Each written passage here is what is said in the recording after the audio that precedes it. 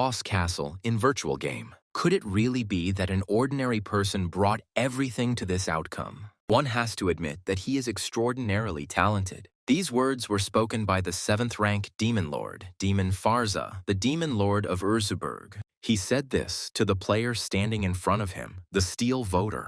Han Jae-woo, the chooser of steel, merely chuckled in response and advised the demon to shut his mouth. His life was coming to an end. He used the 12th form of the empirical sword and rushed to attack. Jae-woo swung his sword furiously and shouted, "Take my blow!" But then a message appeared in front of him saying that he was disconnected from the server. The demon lord stated that he was full of flaws. Jae-woo couldn't move and shouted at his opponent to stop, but it was too late. A message appeared that the mission had failed. Voices were heard from the apartment. It seemed that Jae-woo was still playing this game. How could I wake him up now? One of the people in the apartment advised his partner to carefully shake the capsule to enter the game. He tried to do this, but accidentally pulled out the network cable. Jae-woo, who had emerged from the capsule, grabbed him by the collar and asked if he was the one who had pulled out the internet cable. Jae-woo shouted in rage that he had almost completed the task and rushed at the people who had invaded his apartment.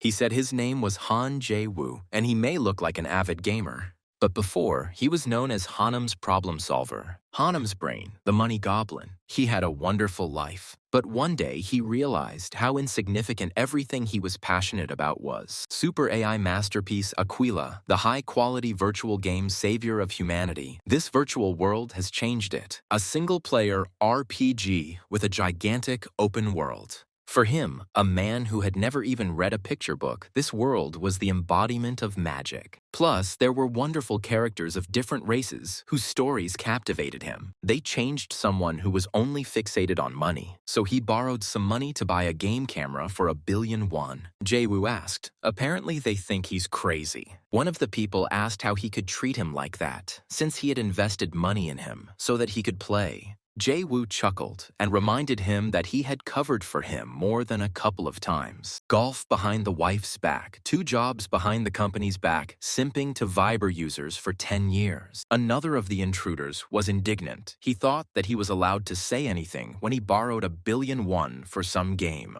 How does he plan to pay it all back by only writing walkthrough guides for others? Jae-woo remembered the quests he had completed, and how much more does he have to go to complete the dungeon completion quest? He also remembered that he had almost no money left in his account. He was offered to start working with them again because he was solving Kanam's problems. But Han Jae-woo answered briefly, no. He stated that he had not yet seen the ending of this game, the real ending, which no one has ever reached. Her achievement is the least he can do to repay this world that has taught him so much. Jae-woo declared that the workday was over and they should go home. They started to say something about paying interest, but he had already pushed them out the door. Having gotten rid of the unforgiven guests, Jae-woo approached the game capsule. He lay down in it and launched the game's Savior of Humanity, Location Temple of Bayern. Upon entering the game, Jae-woo received a message that the Steel Voter had received the ultimate punishment. He was suspended from action for 24 hours. He exclaimed irritably, how can he make money now? Suddenly, someone's voice said that he seemed to have problems with something. A beautiful girl suddenly appeared in front of him, who said that she is the creator of the game Savior of Humanity. Her name is Aquila. Jae-woo could hardly contain his laughter. She was still a child. But the girl said that you shouldn't judge a book by its cover. Jae-woo said that she really thought he would believe her if she just appeared out of nowhere and called herself Aquila. The girl snapped her fingers and suddenly everyone around froze. Jae-woo thought that this time-stopping spell was at least an S-class skill. But the girl said that it was not a skill. She just put the server down for a while. Now he believes her. She added that, in any case, she came with a new event in honor of the game's 7th anniversary. Maybe he wants to hear about it. The girl announced that a new world had opened at 12,000 and invited him to be the first to complete the new game with a new character. Jae-woo chuckled and said that he hadn't even completed this game yet. Aquila said he would receive a $25 billion reward. Jae-woo's eyes lit up. Besides, doesn't he want to see the true ending of this game? Perhaps it exists, the key to the true ending. Jae-woo was stunned, his hand automatically reaching for the key. But Aquila stopped him and said that if he tried right now, she would give him a gift. Jae-woo said it was unbelievable after receiving the message that Aquila had deposited 30 million won into his account. Aquila showed the player rankings, in which Jae-woo was ranked first, and declared that he was her VIP. Jae-woo thought happily that even if he couldn't beat the game, he will be able to pay the interest for this month. So he said that only an idiot would refuse such an event and agreed to the offer. Aquila said she knew he would agree. That was to be expected from the best player, and said she would send him right away. She started installing and downloading the new game. Gradually, the characters around began to blur. And in the end, Aquila and Jae-woo found themselves in a deserted place in front of a closed door. Aquila said that this door would take him to a new world. Jae-woo clarified, meaning the game would start as soon as he entered that door. Before entering the door, he reminded Aquila not to forget about the monetary reward, and he moved through the door to the true ending. Before he disappeared, Aquila said she seemed to have forgotten to mention one thing. If his character dies in this event, he will die in the real world. Jae-woo was taken aback and wanted to ask again, but the event had already started. He was transported to a new world, and from a great height, he fell to the ground. Jae-woo wondered why he felt such intense pain when he was in a game. Was that damn girl really serious? He gritted his teeth in rage and indignation, but hissed that he would do it anyway. Jae-woo was desperately thirsty. He once again cursed Aquila and declared that he would never forgive her for this. This devil gave him such a trash character. His maximum health was only 20, and his mana was 3 points. He had only been walking for half a day and was already dehydrated. How could he get to the good ending with such a hero? Suddenly, the sound of splashing water was heard nearby. Jae-woo rushed forward happily. A fast river with crystal water appeared before him.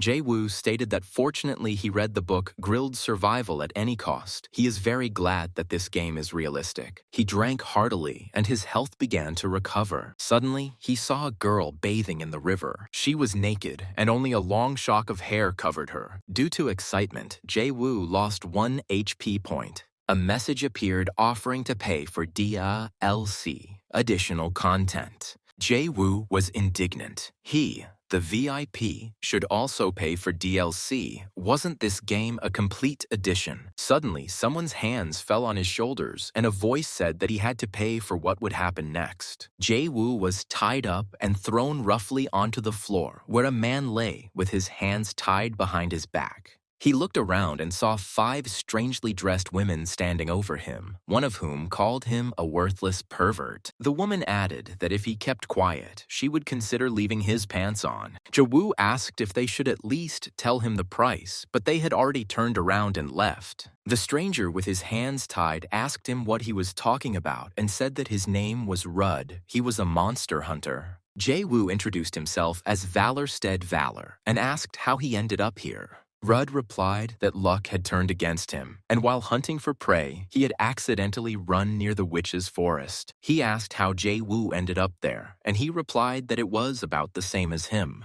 Rudd said he didn't know what he had been through, but he sympathized with him. He looked quite young. Jae-woo replied that everything was fine. Situations like this were his specialty. He said he knew how to get out of here. After all, it was she who wrote the guide on defeating these witches. Moreover, it took him 3 days then. The 5 witches of Havl received this title because they appeared in the forest of Havl. Their names are Gunda, Kaldura, Adelaide, Fugul, and Sisi al-Nukrnbidvre, Amen Tain Sals.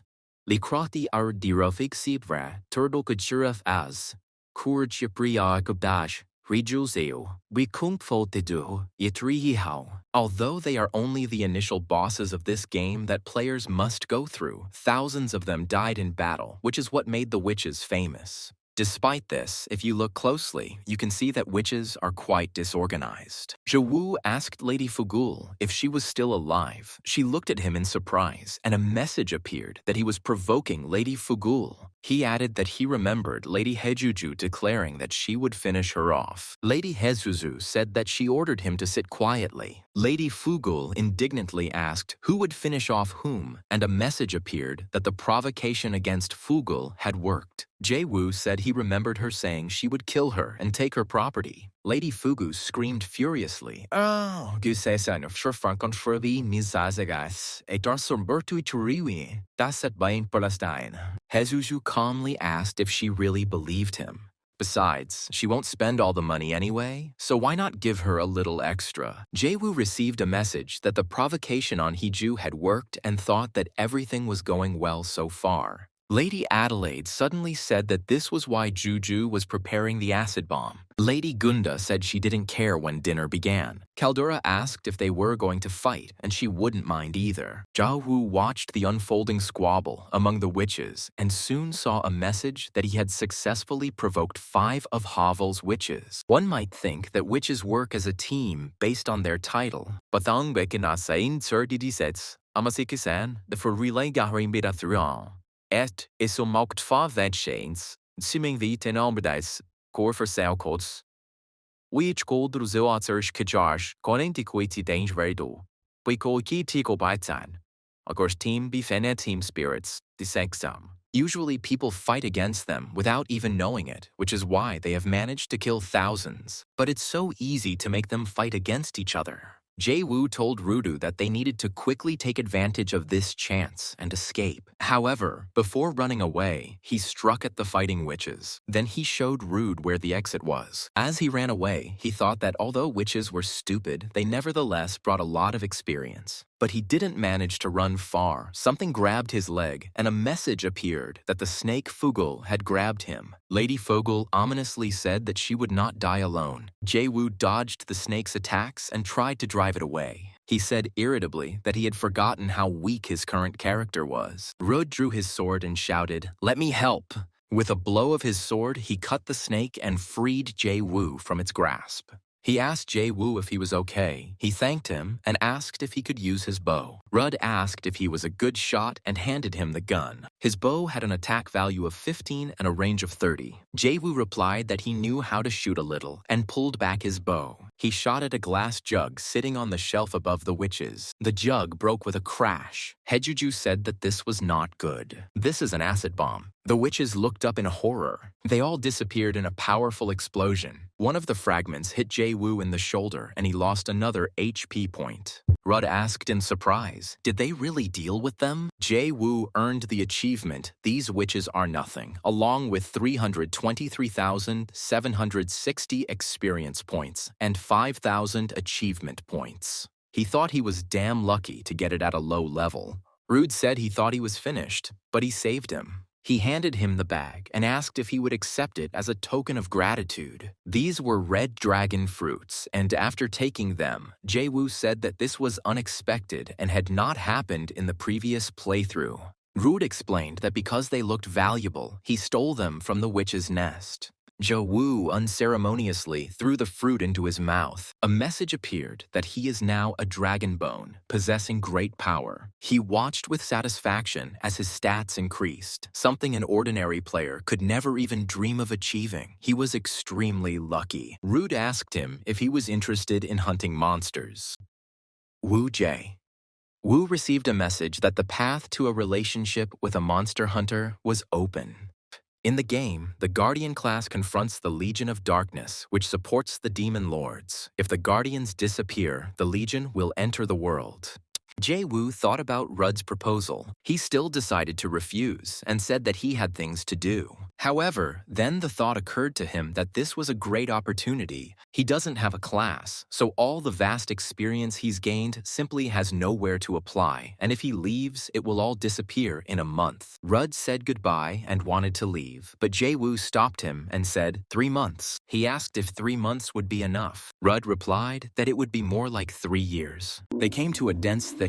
Rud said that first he should go into the forest and hide in any place he wanted. He will come come for him in 30 minutes. Zhou thought it was the monster tracking skill from the hunting skill tree, and he thought he would make rapid progress. But Rudd noticed him too easily. Jae-woo remembered that he had explored this forest countless times. He remembers everything down to the smallest twig. This dense forest will throw off his sense of direction. Poisonous spores from scattered poisonous mushrooms and wild animals that are even more dangerous than witches. Most of this was already imprinted in his memory, and with the red dragon fruit, his physical abilities had reached their maximum. Jae-woo said smugly that he wouldn't find it that easily, but to his surprise, Rudd found him pretty quickly. He stated that he was giving him 50 points, but due to his enthusiasm and efforts, he would give him an additional 10 bonus points. Jae-woo asked in surprise how he did it, Hus.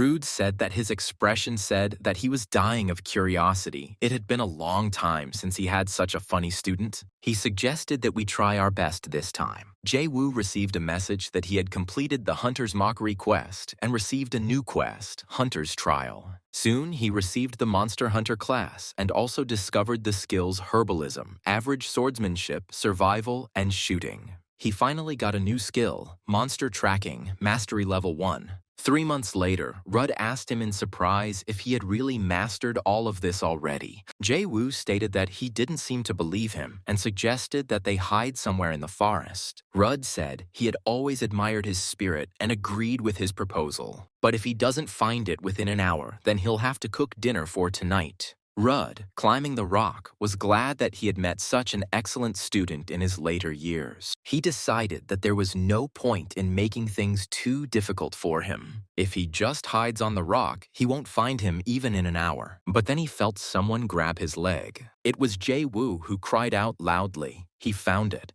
They ran a few more tests, and every time Jae-woo found it with ease. Rudd thought that in just 3 months, he had mastered the skills that had taken him 5 years to learn. This time, Rudd hid in a deep cave. He thought that he couldn't come straight here. Definitely not. After all, this is Cerberus' nest. Jae-woo said, advice number 1 from the guardian of humanity. He placed his hand on Ruda's shoulder and continued, even an earthquake won't wake Cerberus. Jae-woo asked Rudd, well, did he pass? He replied that yes. Rudd said it was amazing that he had mastered all these skills in just 3 months, and it must have been due to his talent. Jae-woo replied that without such a teacher, he would not have succeeded. He added that he leveled up everything by spending a huge amount of experience points from witch hunting. Rude said that it was incredible. He even remembered all his advice on the monster ecosystem. He has never met anyone like him before. He is definitely destined for success. Rudd asked what he would do now, the task he had mentioned. Jae-woo said that first he would earn some money. Everything starts with gold. Rudd said that he just has a close friend who works as a mercenary, and he wants to try mercenary work. Jae-woo thought it was an interesting proposition. Mercenary work was a proven source of early income. What is important is that this method does not require investment and is very flexible. Moreover, if he is lucky, he might even meet the guardians of this game. Jae-woo said that he agreed. He would become a mercenary. Rudd handed him his old mercenary badge and said that with it, his friend would recognize him immediately. As he left, he said that he wished Valor good luck. Jae-woo decided that everything was going perfectly so far. He defeated the witches and even earned a class. At this rate, perhaps even a happy ending is just around the corner. He remembered Aquila asking if he wanted to see the true ending of this game. Perhaps it exists, the key to the true ending. Jae-woo thought that you never know when you will die. That is the thrill of the death game. He cried out for Aquila to wait for him. He swears that he will reach the true ending. Aquila, meanwhile, watched his adventures with laughter. It was funny. That's how he escaped the witches. It's priceless. Aquila said it was a good thing she decided to keep an eye on him. Footsteps were heard behind her. Someone's voice asked. It was he, definitely not an ordinary person. Aquila asked if she had fallen in love with him. She addressed the tall, beautiful girl, calling her Valfurga. But Valfurg replied that she was a goddess. Why should she have such feelings for a man whom she was supposed to protect? Aquila said, why not? He's quite cute. Valfurga blushed in embarrassment. Aquila said that she was so serious, she used to be much more cheerful. Valfurga asked if it was true that she had paid off his debt. Aquila replied that it had been a long time ago. It turns out that this poor man doesn't even know about the debt that has been paid and continues to work for it. This is cruel. Aquila said, why not? It's much more interesting that way. He is so full of lust for life. Valfurga declared that she was terrible. She asked if he was part of her plan too, or she's just playing with him. Aquila laughed in response. She stated that she thought he was a promising talent. For now, she'll just continue to watch him. Jae-woo said his legs hurt, and an official message came in saying he was exhausted. He wondered why this forest was so grueling. With this body, he was able to climb in just half a day, but there was no need to move on. Finally, he reached the city where the mercenary detachment he needed was located. At the tavern, visitors were greeted by lovely waitresses. Welcome to Frankos, the best tavern in Frankfurt. Jae-woo stated that he was looking for someone and was led to an empty seat. As he expected, the tavern was a classic place to gather information. If he was going to find out about the mercenaries, it would be here. People always loosen their tongues when they are in a good mood. And most importantly, the waitresses here are lovely. Jae-woo asked if they happened to know a man named Regressed. Suddenly, everyone in the tavern froze and deathly silence reigned. The waitress said in a frightened voice that it was forbidden to pronounce that name here. Jae-woo asked why, and she replied that he was very dangerous. One day, her boyfriend contacted him, and after that, he returned home as a mummy. Some visitors also suffered at his hands. The waitress told him that he needed to run quickly because he was coming soon, and tried to push him out of the tavern. Suddenly, a large man blocked his path and asked him who he was. He stated that his name was Regressed. His gaze fell on the mercenary badge hanging on Jae-woo's side. He asked if this wasn't Rude's mercenary badge, then he must be that guy. The Rebbe said that this was ideal. He was just looking for a slave, that is, a companion. Jae-woo asked him again what he had said and thought to himself that Rud was a real bastard and that he would be finished the next time they met. Regressed smiled and replied that he was just joking. Jae-woo clarified that he was a companion drawn into the war between the electoral prince and the forces of Pesamut. He felt like he was being drafted into the army, but even with all the discomfort, it was actually a great opportunity. The Elector Prince is the guardian of this game, one of the voters of the finger. Through it, he will be able to obtain information about other guards. Suddenly, there was a loud roar of a trumpet. Regressed said that just mention the devil and he is here. He reported that this was the motorcade of the Prince Elector, and he added that he would fit in well among them. Jae-woo thought that this electoral prince looked quite like a villain. Suddenly, he saw a familiar figure in the motorcade. Is she really here? Dame Walpurgis. Meanwhile, the prince asked Dame Walpurgis if something was wrong. She seemed somehow abstract. She replied that everything was fine. Jae-woo watched the motorcade pass with a thoughtful look. Dame Walpurgis was his companion in previous playthroughs, but he couldn't save her in any of them. Everything always ended the same way. Rebes noticed his reaction and asked what happened, but Jae-woo replied that everything was fine. Oh decided that this time, even if he had to risk his life, he would reach the ending where she would live. There were many people fighting around. Jae-woo thought that the tension was still hanging in the air. They entered the training grounds of Regressed. Rebes said that now is the perfect time. They are choosing the leaders of the group through sparring, and there is also a lot of money at stake. Jae-woo thought that everything was as usual. Pride and gold. He needs to somehow establish contact with the Prince-Elector, so for now, it's best to sit quietly. But then Rebes announced that he would also participate in the selection. Of course he's a participant too. Rudd certainly wouldn't send someone clueless to him. Rebes loudly asked if anyone wanted to engage in combat with the newcomer. The mercenaries perked up. Oh, fresh meat has arrived. Jae-woo thought sadly that he wasn't even allowed to refuse. It was a familiar feeling. Well, first we'll have to seize control. The mercenary in front of him said that his name was Max, and he was glad to meet him. Jae-woo introduced himself as Valorstead Valor. The Rebbe asked if they were ready and gave the command to begin. Max rushed into the attack furiously. His sword flashed through the air. The mercenaries watched what was happening in amazement. Valor defeated the mercenary Max and received 15 glory points. Screams were heard. What happened? Did Max really fall in one blow? Jae-woo thought that this was expected. After absorbing the red dragon fruits, his strength became comparable to that of an ogre. Cries arose from the crowd of mercenaries that they too should understand what had happened and proposals to fight. Jae-woo chuckled.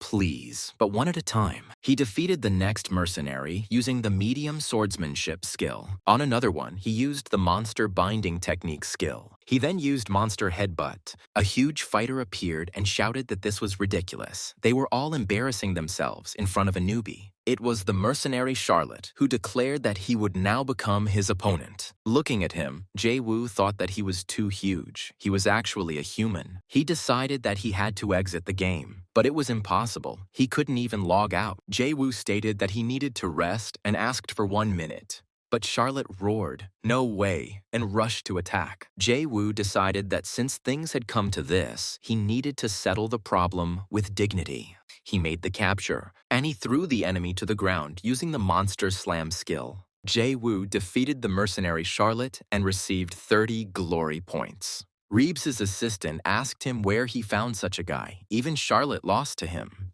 The mercenary said that he was a real monster. He was able to defeat even Charlotte, a skinny body but incredible strength. They continued to demand that he fight them too. But Reebs Chaltz dispersed everyone, ordering them to retreat back. Jae-woo was touched. He probably shows concern because he is his friend's student.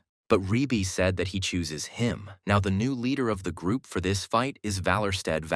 Jae-woo completed the hidden quest, joined the mercenary guild, and received a new quest, Reclaim Harheim Hill. Guardian of Humanity Trivia, Charlotte's younger sister, manager of the Frankfurt tavern. The opposing troops lined up opposite each other. Reebs Chaltz commanded, "Forward." Hearing his command, the army rushed at the enemy. They were confronted by an army of orcs. Jae-woo fought in the ranks of the Electoral Prince's army. Before the battle, Reebs Chaltz explained that they were in direct confrontation with the orc army of the demon king Pedzimut. Their task is simple: to take the military flag of the enemy army commander. The plan is this: once they break through the enemy's dense formation, they will crawl through the gap and completely collapse their lines. It's worth remembering that they are proud orcs, and their army is not only strong, but also the most coordinated on the continent. Reebs told Jae-woo that his job as the group's leader was to stop them. Jae-woo fought with huge orcs. He remembered Reebs' words and thought what nonsense it was. He simply planned to snatch some military merit and immediately run away. Meanwhile, the orc officer reported to the commander that bad news was coming in. The spearmen's formation was falling apart. He replied that it was impossible. Their elite spearmen had never been defeated before. The commander personally studied the battlefield. He saw a group of furious fighters who were advancing with a cry, "Tear them all to pieces." The commander ordered the muskets to be lined up and opened fire. Jae-woo and his squad protected themselves from the bullets with shields, but compared to the strength of the shields, the bullets did little damage. Jae-woo chuckled. Since muskets don't fire rapidly, it wouldn't work without constantly changing the ranks of shooters. The commander ordered the second row of riflemen to open fire. Having successfully repelled the hail of bullets, Jae-woo led the fighters into the attack. The orc was surprised. This couldn't be. The skinny boy would scatter them to the sides. They are not people. He will never let them take the flag. This flag is a symbol of their tribe's pride. However, he failed to stop the human attack. There were shouts of joy. The leader of Valor captured the enemy flag. Jae-woo received 30 leadership points and 20 achievement points for stealing the flag. He just needs to hold on a little longer and the credit will be entirely his. But then an alarming trumpet roar was heard. The mercenary reported to Jae-woo that they had bad news. Their allies are retreating, and the orc reinforcements that have arrived are already ready to fight. Jae-woo was indignant. Victory was already close. Why the hell were they running away now? The mercenaries asked him what they should do. Maybe they should drop the flag and also run away. But Jae-woo asked what kind of nonsense they were talking about. But they are already surrounded. The hidden boss, Great Orc General Calion, declared it all over. He suggested that the human warriors surrender and retreat. Behind them stand proud elite soldiers. If they now leave the flag and go away, then he will respect their courage and spare their lives. Jae-woo brazenly replied that if they took even one step, their precious flag would immediately end up in Charlotte's underwear drawer. Calion was outraged. How dare he threaten to place their sacred war flag in such a filthy place? Jae-woo replied that there were no rules in war, and if it meant victory, he would turn their precious flag into a rag and wipe it across everything he could reach. The orcs roared indignantly upon hearing such impudent words. However, Calion, ignoring them, ordered them to prepare to fire. He gave the command to open fire. People again found themselves under a hail of bullets. Jae-woo received an internal message that his intimidation attempt had failed. He thought with regret that in the previous playthrough, they would not have given up their beloved flag so easily. They actually brought the great general. It's not fair. There is no way he can defeat this monster with his current fame and level. So what should he do? He suddenly remembered Aquila's words about what if he died in the game. It will die in real life too. The mercenaries shouted that he, as the leader, had to give orders, otherwise they would all be destroyed. Jae-woo just burst out laughing in response, and everyone around him decided that he had truly gone crazy. He demanded that Charlotte give him the pipe. He said that no one would come to their aid, but Jae-woo told him to shut up. He blew the trumpet loudly. Reminded that his allies were on the opposite side, Jae-woo told them to remain silent and just block the bullets. He thought that now they were even with Aquila. If she really had any sense, she wouldn't leave him. After all, he is her VIP. Calion ordered the spearmen to move forward. The huge spearman raised his weapon over Jae-woo and, shouting that he was the worst enemy of his people, struck. The tip of the spear was already a few centimeters from his head. Suddenly, the spearman was struck down by a powerful blow. A formidable horseman appeared in the sky above the fighting troops. It was a lady dressed in armor with golden hair. She landed among the surrounded fighters and screamed at them not to surrender. She commanded, "Raise your swords, soldiers." The orc commander shouted for no one to interfere. This battle was only between him and Countess Nider Bayern. The countess said that he was full of honor, and she rushed to attack the orc. He parried her blow. Watching the duel, Jae-woo thought that they were fighting on equal terms. Even though Valpurgis was still at an early stage of history, she was already so strong. Their fight dragged on. No one could gain a clear advantage. The orc stated that she was incredible, as expected. Moreover, she is excellent, not only in fencing, but also in hand-to-hand combat. The orc asked if she was Valfurg's sister. If this was a warlike order, then everything fell into place. The countess replied that she had dedicated her pious heart to serving God. Then she said it was time to finish, and she dealt a powerful blow with her sword. The orc was defeated. He said it was a good fight, and he fell face down on the ground. With their commander fallen, the orcs began to retreat. Jae-woo was shocked. Even such a powerful commander was defeated with one blow. However, he did not expect anything else from Dame Walpurgis. The orc army fled from the battlefield. The lady approached Jae-woo and asked if he was the leader of these mercenaries. She said she could sense his courage even from afar, then extended her hand to him and said her name was Walpurgis. Jae-woo responded by saying he was pleased to meet him and introduced himself as Valorstead Valor. He added that if she had not come, they would all have faced death. He thought that now he was not a steel voter, so he should be more careful. Walpurgis asked why he bowed his head and waved her hand to the mercenaries. The soldiers turned to Jae-woo as their leader and presented him with the banner they had captured from the orcs. He received a message that his authority among the mercenary squad had been increased. Jae-woo remembered how they fought shoulder to shoulder. He said he understood and declared that the flag was now his. The mercenaries were celebrating their victory in the tavern when a short figure appeared in the doorway and shouted, "Charlotte." It was a young girl with eyes of different colors. Charlotte mumbled something inaudible in response. The girl ran up to him and asked, "He's leaving for another war. Won't he hurt you?"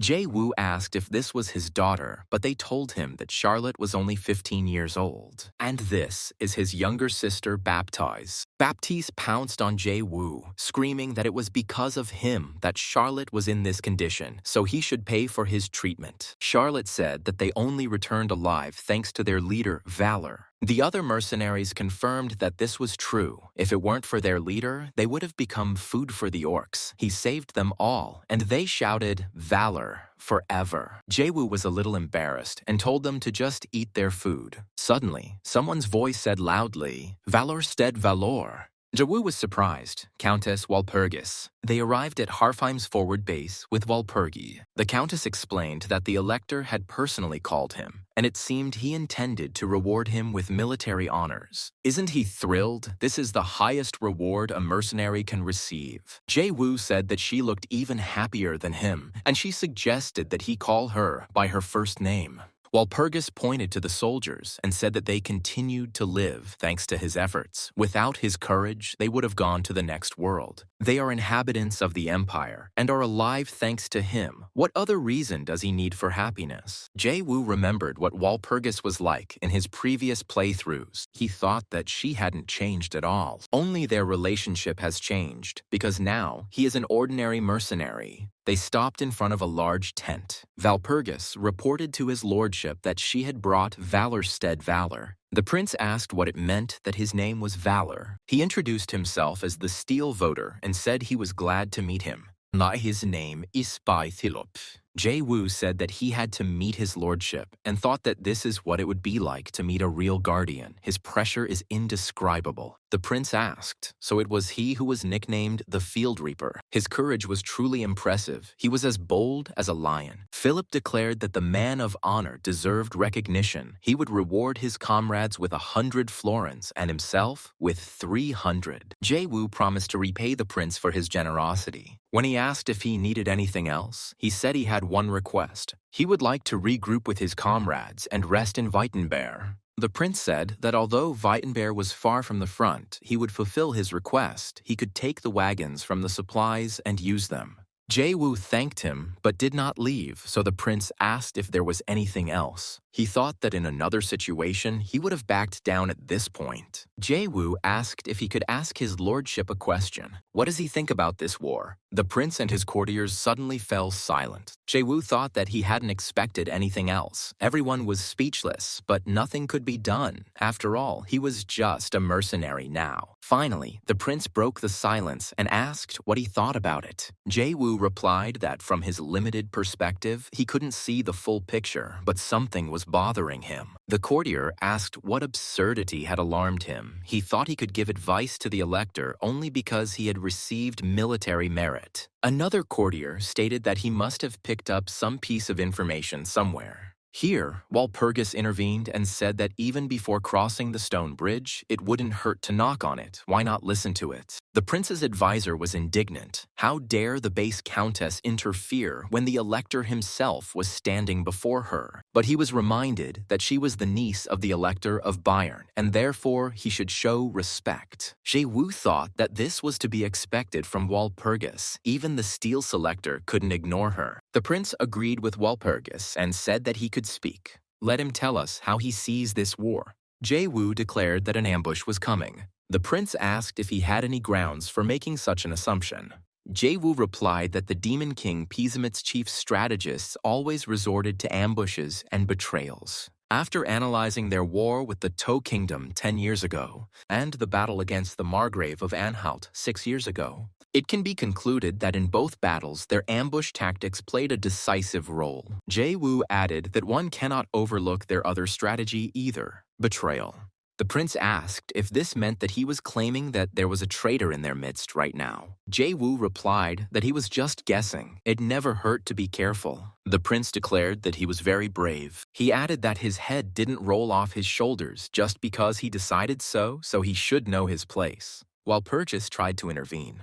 But Jaewoo got ahead of her and humbly asked for forgiveness and said that he had crossed the line. He said he was taking his leave and left the tent. He thought that in his previous attempts, the Steel Elector had been more reasonable, but this time he seemed overly arrogant. It looks like something has really changed in the game. First up were the red dragon fruits, which were supposed to appear much later. Then Walpurgis, who shouldn't be in the center of events yet. All of this is different from his countless past playthroughs. Jae-woo thought it was possible, but his thoughts were interrupted by his name being called. It was Walpurgis. She looked out of breath and said she had finally caught up with him. Jae-woo asked if she really ran here because she was worried about him. It was so touching. Walpurgis said she would like to apologize for the words spoken by Elector Philip, and if he still wants something, she will try to make it happen. Let him just say the word. She will do whatever he wants. Jae-woo asked if she was sure of it. What if his request seemed outrageous to her? Walpurgis told him not to underestimate her. She was born into one of the richest and noblest families in the empire. Jae-woo asked that then she must have a lot of outfits. He said he would like to ask her for a goose feather and a pistol. She asked in shock. And that's all, because he was given a once-in-a-lifetime opportunity.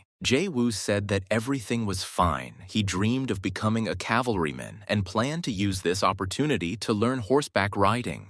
Walpurgis said she had never met such a selfless person. She said this was not the place for such conversations. Then she grabbed his hand and told him to follow her. Jae-woo obeyed. After some time, troops gathered for a battle to retake the hill of Harheim between the Elector of Steel Philip and the Demon King Pizzamut. Philip shouted to Pizzamut that today was the day when he would finally kill him. Pizzamut asked if someone could shut him up. He could smell his breath from here. The assistant reported to him that preparations for war were complete. He also asked if he really intended to use that Hexus woman. The assistant said that if they captured the Elector, he would be a valuable prisoner, but if they handed him over to that twisted madwoman, King Pizzamut said that he knew about it and would deal with her himself. He was interrupted by a female voice that said she had arrived and ready to attack. Pizzamut said that she should be on guard and added that she should not go too far this time. The girl who arrived asked if she had ever gone too far. The king became indignant and shouted that she always crossed the line. The girl said placatingly, "Oh, okay." She never overdoes it or goes too far. The game's ending conditions have not been officially revealed, but players believe the Guardians have clues to the true ending. Jae-woo rode on a horse named Philly. He thought it was amazing. The speed was incredible. To think that this is just a reserve riding horse, it is certainly befitting of the lady of the Bayern family. Dame Walpurgis gave him the perfect healing potion that would completely heal any wound. It cost 1,000 florins per bottle. A powerful explosion was heard near him. He thought that it seemed to have already begun. He needed to hurry. Even a man like the Steel Voter would not be able to cope with this war. He will probably just stupidly and stubbornly rush into battle and will be completely unvigilant. There is a high probability that he will be betrayed. Prince Philip asked his uncle why he had committed such treason. How dare he call himself a knight of the empire? He replied that he still could not understand what was happening. He told him to listen carefully. Everything was like this. He had conspired to rebel against the emperor, and as soon as he realized this, he teamed up with Pizzamut to arrest him for treason. Uncle asked if this was a good version. Now it dawned on him. The prince said what nonsense this was. Who would believe such a ridiculous lie? Pizzamut said, stepping on his head, he is a child or whatever. It is time for him to accept reality. The king added that he was a madman, lost in fantasies, and he gave orders to his subordinates to tie him up. They moved to carry out the order, and the prince shouted at them not to come near him. He is a noble elector. King Pizzamut said that he was making too much noise and ordered him to be shut up. But then Walpurgis appeared and delivered a powerful kick to his face. Pizzamut swayed. Walpurgis shouted to the soldiers to take advantage of the opportunity and take his lordship away from here. The prince's uncle screamed hysterically that Philip was running away. Pizzamut told Hexus that he went there and was outraged to see that she was not ready yet. Hexus sat on his tied-up assistant and said she had gotten a little carried away. The king told her to pull herself together and start working. Hexus readily agreed and said that it was time for her boys to eat. She asked the huge dogs that appeared. They must be very hungry, and she ordered her dogs to catch up and swallow them. Jae-woo tried to escape from the dogs chasing him. So far, he managed to quickly shoot back. He thought she was using zombie dogs. First, she wears out the enemy with them, and then orders the dogs to slowly and painfully devour him. What a dirty strategy. Jae-woo shot another dog and said that he recognized the hex's style. It doesn't look like she sent the whole pack after him, so the rest probably went after Philip. Jae-woo thought that he didn't really care about the prince. The main thing was to save Walpurgis. He finally fought off the dogs and decided he needed to hurry. A pack of zombie dogs caught up with Prince Philip and his accompanying Walpurgis and other warriors. The prince suddenly felt that he had lost control of his mana. He thought it was Pizamut using his dirty tricks. Philip heard a cry warning of danger and saw a dog's bared mouth above him. Dame Walpurgis rushed to his aid. With a blow of her sword, she cut the dog in half. Walpurgis asked him if he was okay. She said that this is unexplored territory, so people rarely go there, and they need to be extremely careful. Suddenly, the prince heard a voice begging for help. This was the cry of a warrior who was being bitten by dogs. Walpurgis shouted at him to hold on a little longer. But then the prince turned to her and said that it was better to leave him. He stated that he was special and that our lives and theirs were of completely different importance. Walpurgis was indignant. Isn't this the duty of a nobleman, the one who rules? She thought bitterly that if only he had listened to Valor's words then, this situation could have been prevented. It's all their fault for neglecting Sir Valor. Suddenly, someone's voice said that people are so funny, and a whip lashed out at Walpurgis's neck. She was suddenly attacked by hexes. Walpurgis turned to the prince for help, but he just looked at her and galloped away, leaving her alone. Walpurgis fell from her horse. As she stood up, she said that they were finished with such a person in the rank of elector. Someone next to her said, "No." It was Hexus who stated that to be a voter, one must have power. Walpurgis shouted at her to take back her words immediately. The title of elector is a key position that gives the right to choose the emperor of the empire. It is not something to be treated lightly. Hexus ordered her assistants to continue pursuing Philip. Then she asked Walpurgis that she was also from the electoral family. She froze for a moment and immediately received a blow from the whip. Walpurgis screamed that she was a small brat and rushed at her, but Hexus deftly dodged the punch. And again Walpurgis lashed out with the whip.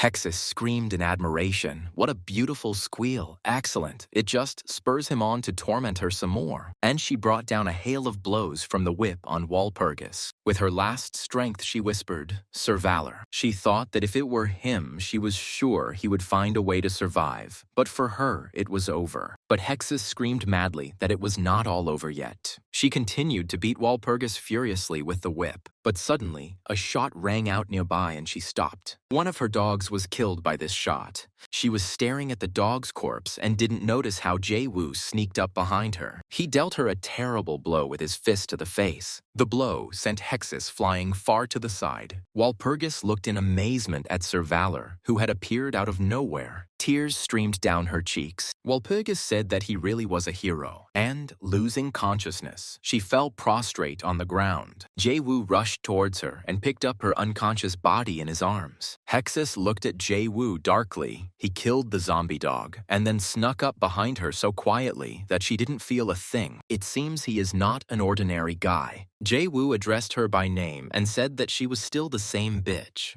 Hexus grinned. It turns out her brother knows her. Jae-woo told her not to call him brother. It looked disgusting with her ugly face and pointed a gun at her. Hexus said, "It means a pistol. It has a longer range than hers. So he better aim carefully because her whip hits much faster than he can reload." Jae-woo fired, but Hexus dodged the bullet and rushed at him, swinging her whip. She hit him with a whip.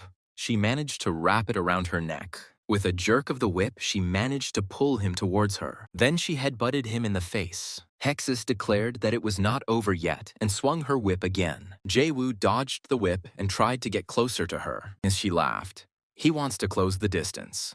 Hexus's expression turned worried, and she said that this couldn't be true. Even among the entire squad, her whip skills were unrivaled, but he still dodged all the blows and closed the gap. Jae-woo approached her, holding his gun at the ready. Hexus laughed and rushed towards him, rather than think she would let him shoot. but Jae-woo suddenly pulled out a dagger. He told a stunned Hexus that it was a surprise. Jae-woo stabbed her and asked her how she liked the taste of the dagger. It was very invigorating. He added that he was an ult user by nature. She thought with dismay that she had been so focused on the shootout that she had lost an eye. She needs time to recover. Hexus spread her bat wings. She said that she had to go, that she was a busy person, and tried to fly away. Jae-woo mockingly asked if she was scared, but she replied that she couldn't be won over by provocation. She didn't fight at close range. Jae-woo said that today he was playing a long-range damage dealer and raised his gun. Hexus said that these bullets were no problem for her. But suddenly, she felt that something was wrong. Something happened to her spatial orientation. She stood helplessly in the air, and the bullet struck her.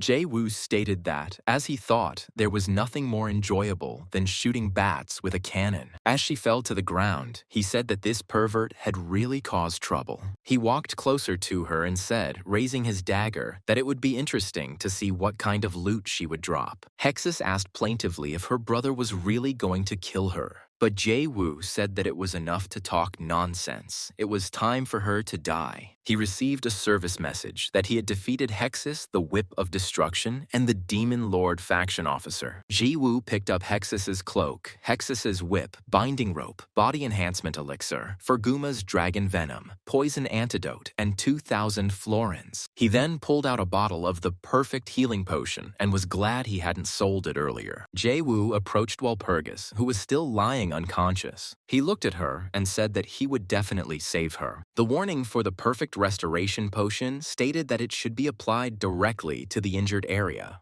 This means that it needs to be applied under the armor, directly onto the skin. Jae-woo thought that he needed to be calmer. It was just a medical procedure. He wasn't thinking about anything indecent. Absolutely nothing obscene. His real name is Han Jae-woo. His father died of illness when he was a child, and his mother collapsed from exhaustion. At the age of 18, he was left completely alone. The man reproached them for always starting a fight if someone doesn't pay, and now he treats them like this. Hanam-dong performer Han Jae-woo responded by asking what was wrong with him. Even he takes orders for money. The customer handed Han Jae-woo an envelope and said that he asked him to accept it as a token of his gratitude. He counted the money. Everything was in order. He reminded the customer that this was only a temporary solution. If he had money, he should first repay his debts. He said that he had a quest this week, so everything was fine. Han Jae-woo looked at him with disdain. The customer told him not to look at him like that. This quest would bring him 10 million won.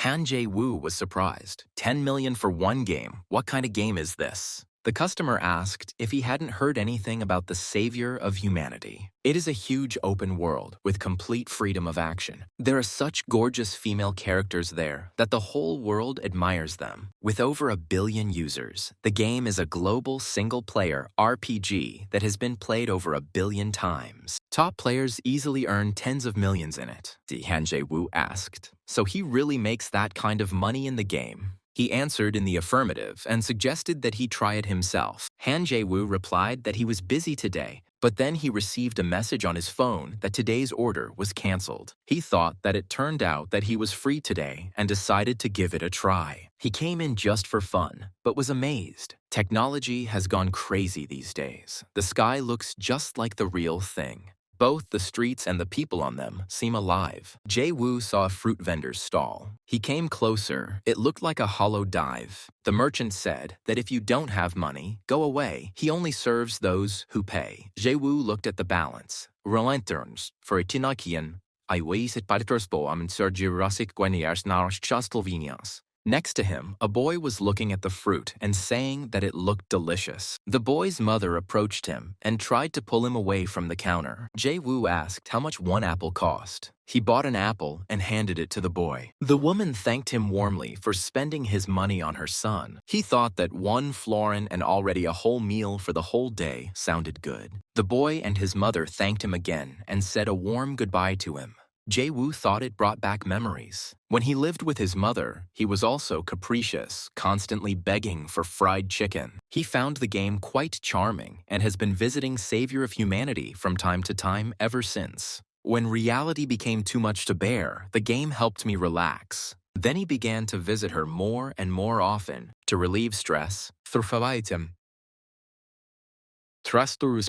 and return to life again. Living, getting tired, returning to the game. Almost 5 years passed like this. Someone's voice asked, "It must be Han Jae-woo." It was a beautiful girl in Lalas. She introduced herself as Walpurgis and said that they said he was no slouch. She asked how about hunting the rampaging boars in the Havl forest, or if he was scared. He replied that he was just about to roast wild boar for dinner that day, so it would be just right. Walpurgis said it was incredible that he took out such a giant with one blow. Jae-woo noticed that she didn't even lift a finger. Walpurgis replied that he was so strong that she did not even find a chance to intervene. Then she invited him to join a party. Jae-woo clarified that this wouldn't be another contract where he did all the work and clicked agree. Walpurgis asked if he didn't trust people. She said it would be something like this and added that she liked him. She then promised to recommend him as a knight of the empire. Han Jae-woo and Walpurgis stood on the palace balcony and the crowd below shouted his name. Walpurgis said that who would have thought that he would go so far and asked how the voter felt.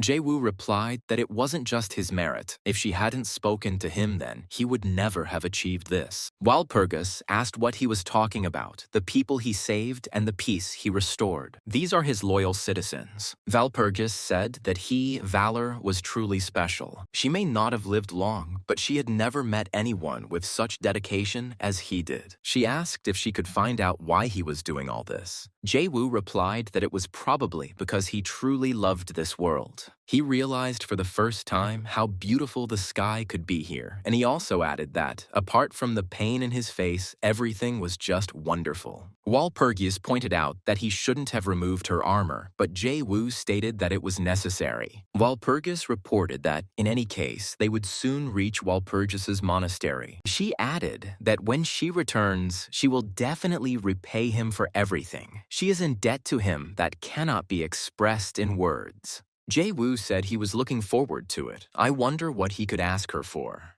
But even if we don't take her into account, the monastery will still generously reward him. They arrived at the Walpurga monastery. Walpurgis indignantly told a nun named Angela that she was carrying on. Sir Valor was an honored guest of their monastery. The nun replied that there was nothing to be done. The monastery was in a state of emergency lockdown. Therefore, Valor could not enter. An inn near Rheinfelden. In one of the rooms, Jae-woo was lying on a bed thinking about what had gone wrong. He was going to demand the angel heart from the monastery. The angel's heart is an artifact that has been passed down for hundreds of years in the Walpurga monastery. This is an S-class sacred relic filled with the blessing of the goddess, capable of reviving the owner's soul.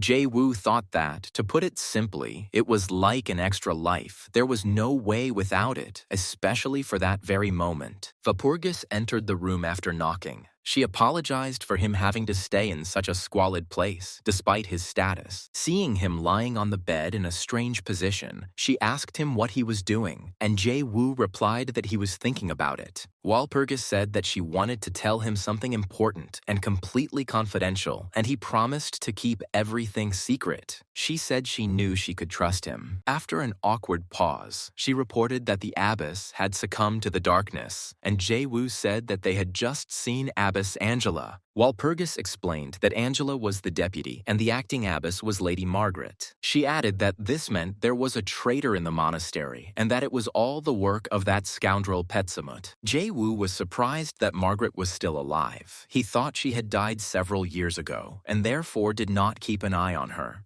Margareta was an unprecedented fighter in the history of the empire. She could subdue even the lesser demon lords, a true symbol of strength. It was she who turned the Walpurga monastery into a fighting force. Jae-woo suddenly jumped up and declared that they simply had to save her. Walpurgis asked why he got so worked up. Jae-woo said that he knew more about the darkness than anyone else and that they needed to go urgently. They came to the monastery of Walpurgis. Mother Superior Angela asked again. He really does understand the darkness. Walpurgis confirmed this and added that Valor is a person who can be trusted. Let her try to trust him at least once. Mother Superior Angela frowned. She said with displeasure that it seemed like she had told him a lot. The tension in the room grew. The abbess angrily said, turning to Walpurgis, that she knew that everything had started with a traitor, and now she suggests trusting a stranger. He doesn't even deserve to be heard. She should take her out immediately. Walpurgis tried to object, but Jae-woo stopped her and asked Angela what he had heard, that the abbess was dying. Angela replied that it was none of his business for strangers like him. Jae-woo asked her to at least listen to him and added that he had read the Gospel of the Seven Demons. Angela was surprised. How did he know about this? Because this is a book written by Saint Antonio himself. Jae-woo said that she seemed to know this book well, since it is a work that describes everything related to the darkness.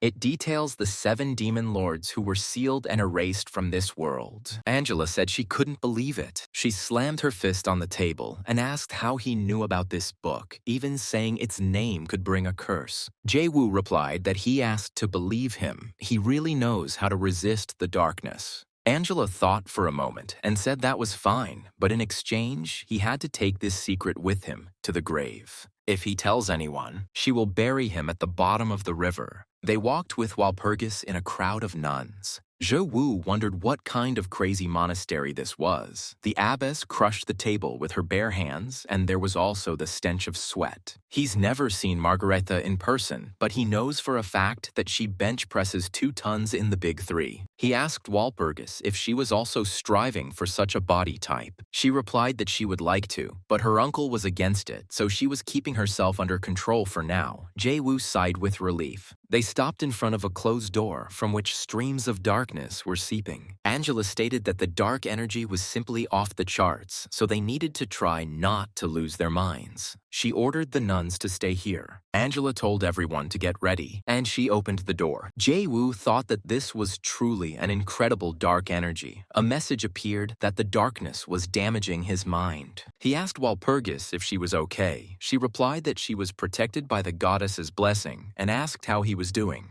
Jae-woo received a message that the player's mind was protected from the darkness, so he replied that he was also fine. Angela led them to the bed and said, "This is the abbess." Jae-woo thought that this woman was the possessor of the most destructive power in history, abbess of the Walpurgi Monastery. There was a young girl lying in bed. Jae-woo asked in surprise. She was kidnapped. How could she really bench press 2 tons in the Big Three? Angela asked him to take what was happening seriously. Otherwise, why would they need the help of a traitor like him? She said they had already tried everything possible, but nothing helped. He is their last hope. Angela shook him by the collar and promised to pay any price. He must save the abbess. Jae-woo received 50 damage. He said that after seeing her up close, he could tell that she was indeed in critical condition. Angela explained that the speed at which the darkness consumes clergy is twice as fast as that of ordinary people.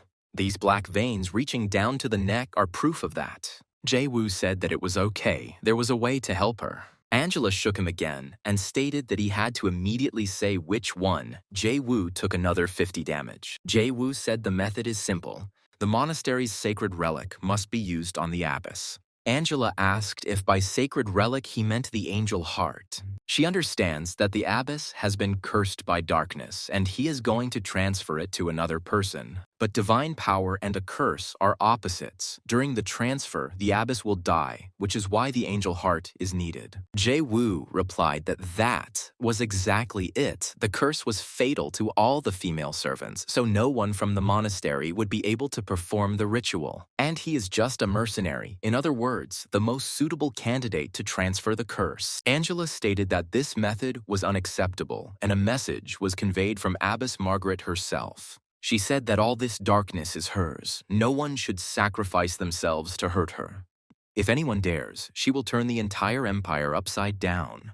Angela said that, besides, it is a curse of darkness. Neither its nature nor its symptoms are known to them. It is inexplicable. Does he really think that he can survive it? She added that this curse would torment him for the rest of his life. Walpurgis supported her and stated that there was no point in sacrificing herself instead of the abbess. Jae-woo reassured her that everything would be fine, adding that he really was the best choice. He has read the Gospel of the Seven Demons and knows the darkness well. He is not a cleric, so he has no vulnerability to it. Besides, he's just a stranger they met today. He also stated that this offer would probably tempt her. Angela gave in and said that when the abbess woke up, she would be in big trouble. She gave Zae-woo the angel heart, which revives the owner's soul once. Jae-woo thought it would be better to save it for later, but this was the perfect chance to make Margaret an ally. Walpurgis screamed. Was he really going to do this? Even now, he could still refuse. Angela stopped her and said that he was a man after all and suggested that she just look.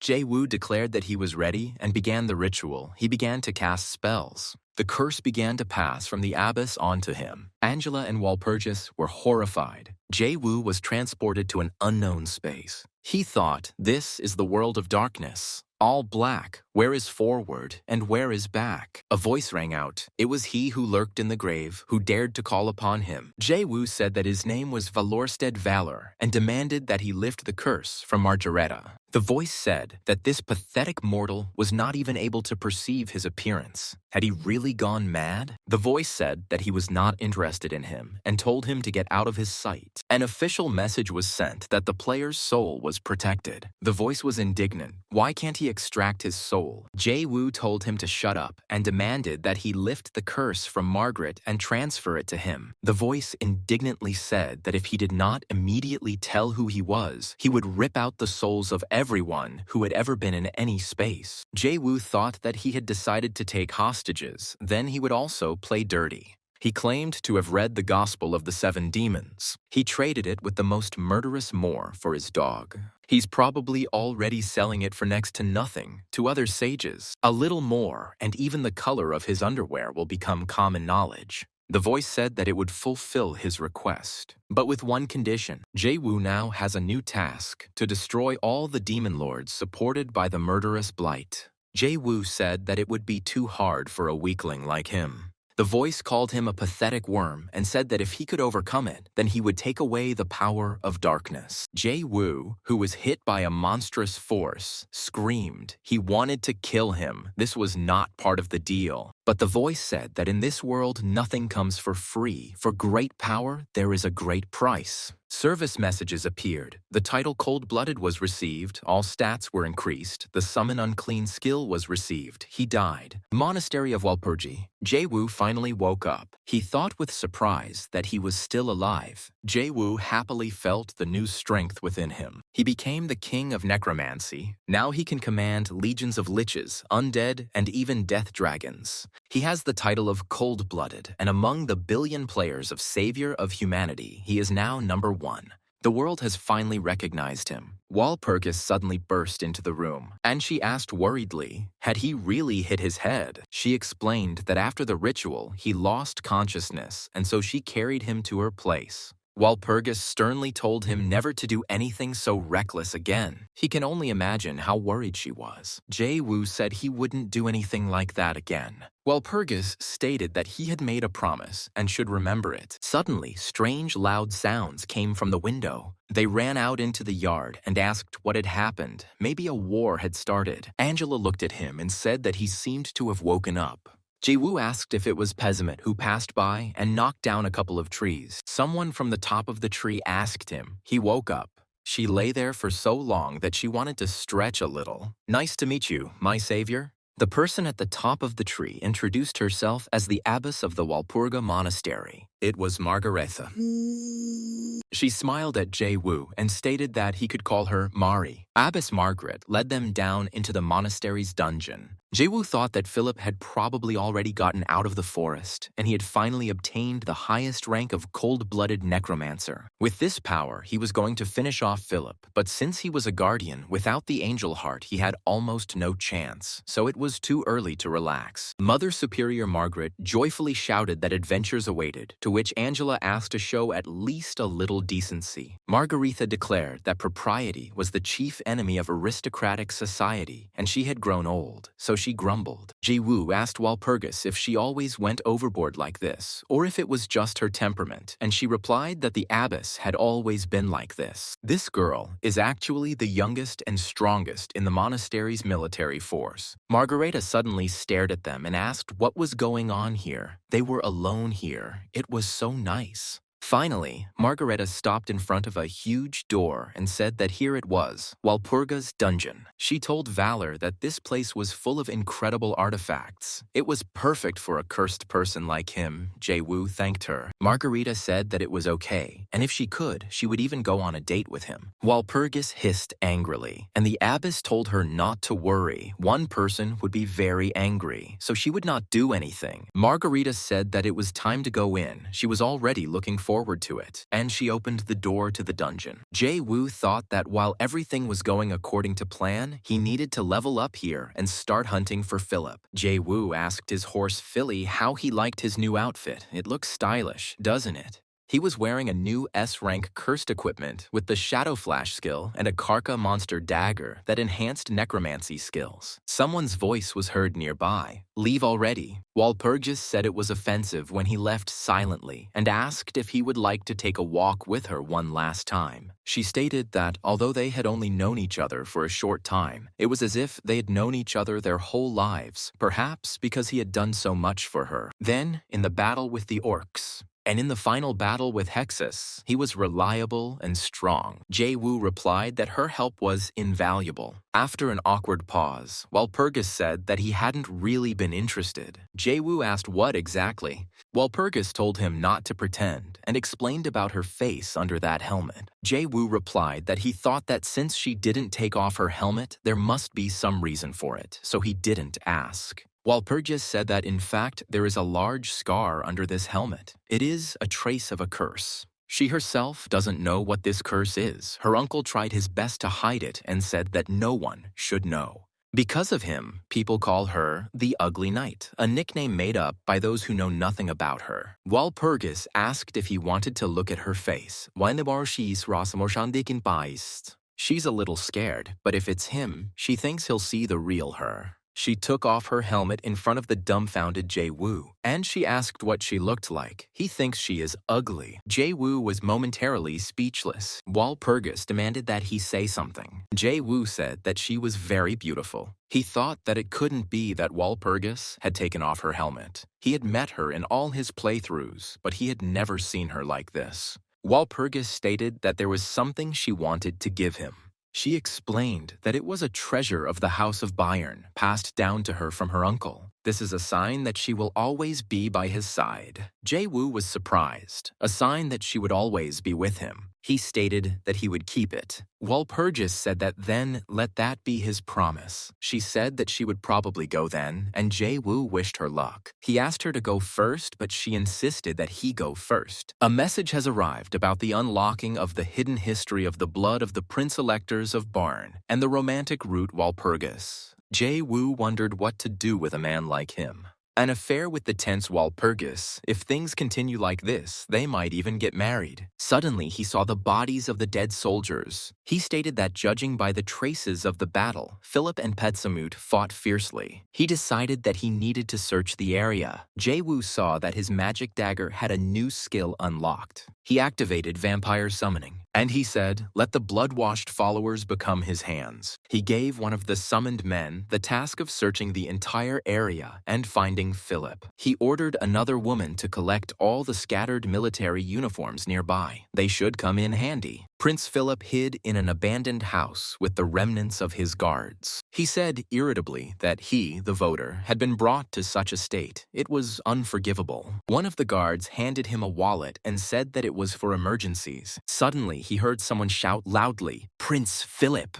It was Jae-woo. He shouted that he had come for him. He was the same mercenary that the prince had met earlier, Valor. Philip shouted that of course he remembered him, but the guard stopped him, saying that it was dangerous and that he needed to assess the situation first. But the prince called them useless idiots and told them to shut up. While Valor came to save him, what were they doing? They are all pathetic worms, not even worth stepping on. Philip stated that after all this, they would be demoted to subordinates of that very mercenary. The prince shouted loudly that he was here. Jae-woo said that he missed him so much that he made his way through the dense forest to get to him. Philip thanked him for bringing reliable allies. He is the only one he can rely on and will definitely thank him.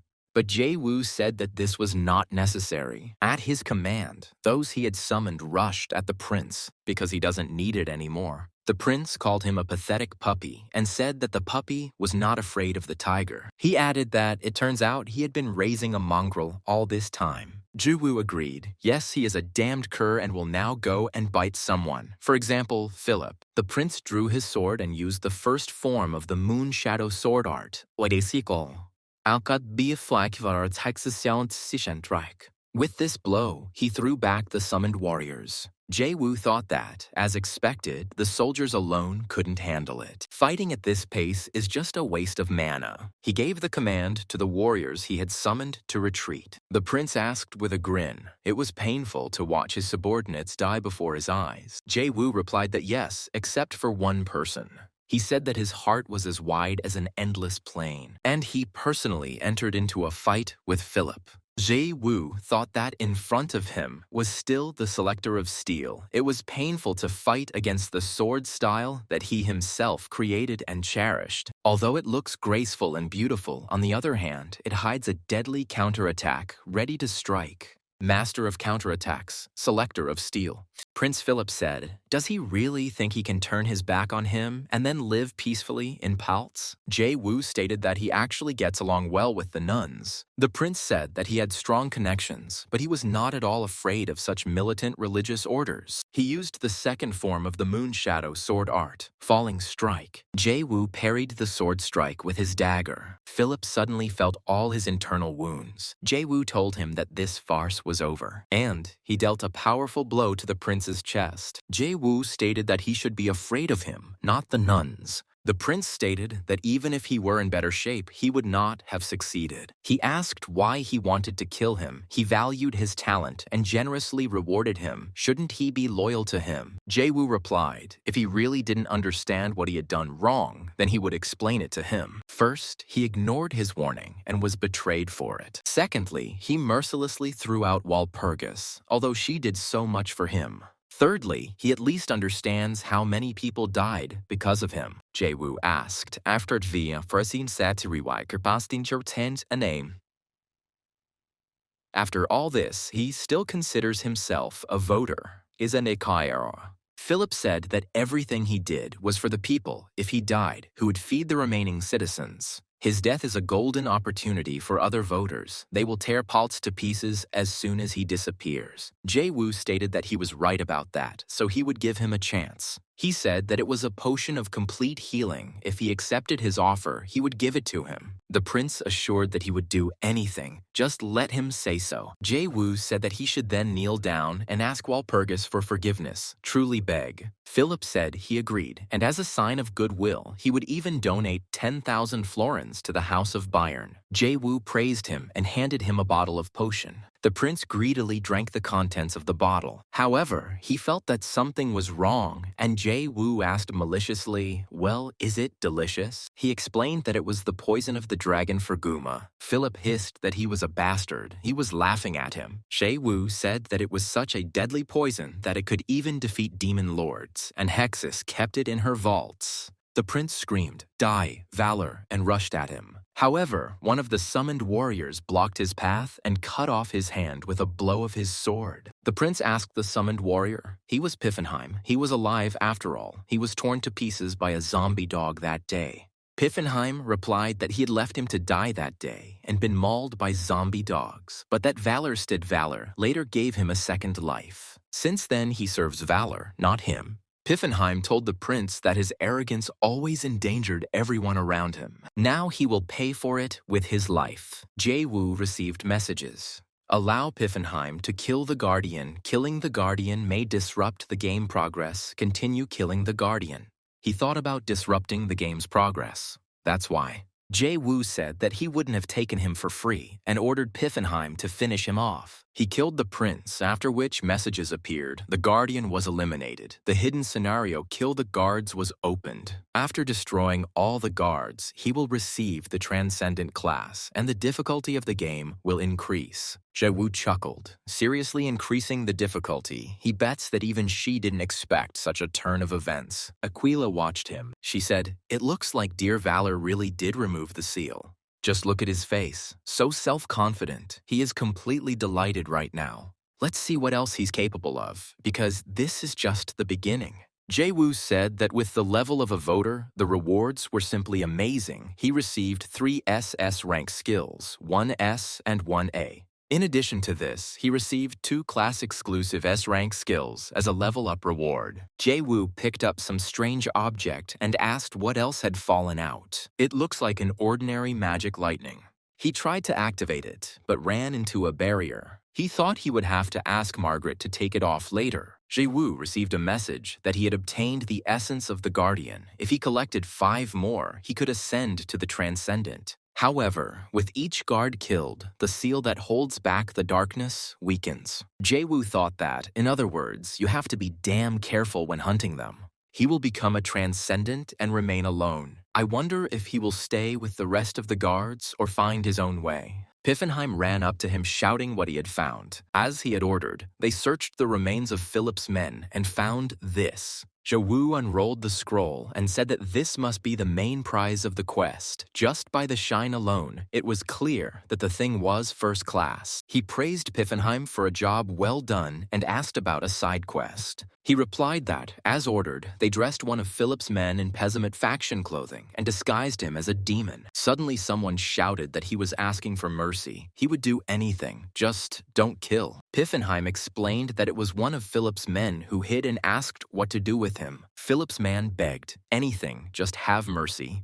Jae-woo said with a grin, Dear Pizamut, he hopes that he will like the gift he sent him. A detachment of warriors was moving along the road. They were led by Lawrence, the captain of the Royal Guard, who was directly subordinate to Roelin. Suddenly, he saw the bodies lying ahead and gave the order to all units to stand still. His assistant said that there seemed to have been a battle with Patsamit's forces here. The guards shouted that they had found a survivor and brought him to Lawrence. Lawrence asked, he claims that the item was stolen. The surviving warrior replied that he did, and then they were surrounded by Pedzamut's forces in a desperate attempt to rescue Prince Philip. Lawrence said that while his comrades were dying, he hid. The warrior admitted that yes. The captain thrust his sword into the ground in anger and said regretfully that if only he had been a little faster. He grabbed the prince's man by the shoulders and said, Just think, he risked his life to protect his master. He is an example of a true knight. Lawrence shouted loudly to the troops so that everyone would listen to him. He declared that the man had risked his life to protect his commander. Although they lost the battle, the spirit of chivalry is not broken. Let us take an example from him and scour the entire area in search of Prince Philip. Rosegrant's Pink Palace. There was a beautiful long-haired lady in the main hall of the palace. Lawrence reported to her on bended knee. He reported that, as she had ordered, they had pursued Pisamit's forces and had indeed found traces of Philip. But he had already fled, and his exact location was unknown. The lady asked what happened to that item. She was sure that Philip had it. Lawrence replied that those Pesamut bastards had taken him. The lady stated that the name Pesamut was already starting to get tiresome. The captain said that he was guilty. If necessary, he would be punished. The lady said that the subject was more important now. It was the only way to return Prince Philip to the status of a voter. She added that the prince was not the kind of person who would die so easily. The lady ordered Lawrence to go to Pesamut and deliver a message. Let him give up that item. Roland, the demonic lord of the rose, added that otherwise it would be no fun. Pisamut Bays. Pisamut asked again. He said that this crazy woman was resurrected. The assistant confirmed that yes, everything is correct. Pisamut said that it was impossible. That monstrous bitch had returned, but his trap was perfect. The assistant said that she was just a person, but Pisamut shouted that he didn't understand anything. He still hadn't forgotten how this woman had burst into Offa's dungeon and killed all of his subordinates, and she cut off his head. Pisamut asked his assistant if he knew how it all started. One of Off's men stepped on her snack. Since then, all the demonic lords call her Margaret, Storm, and Destruction.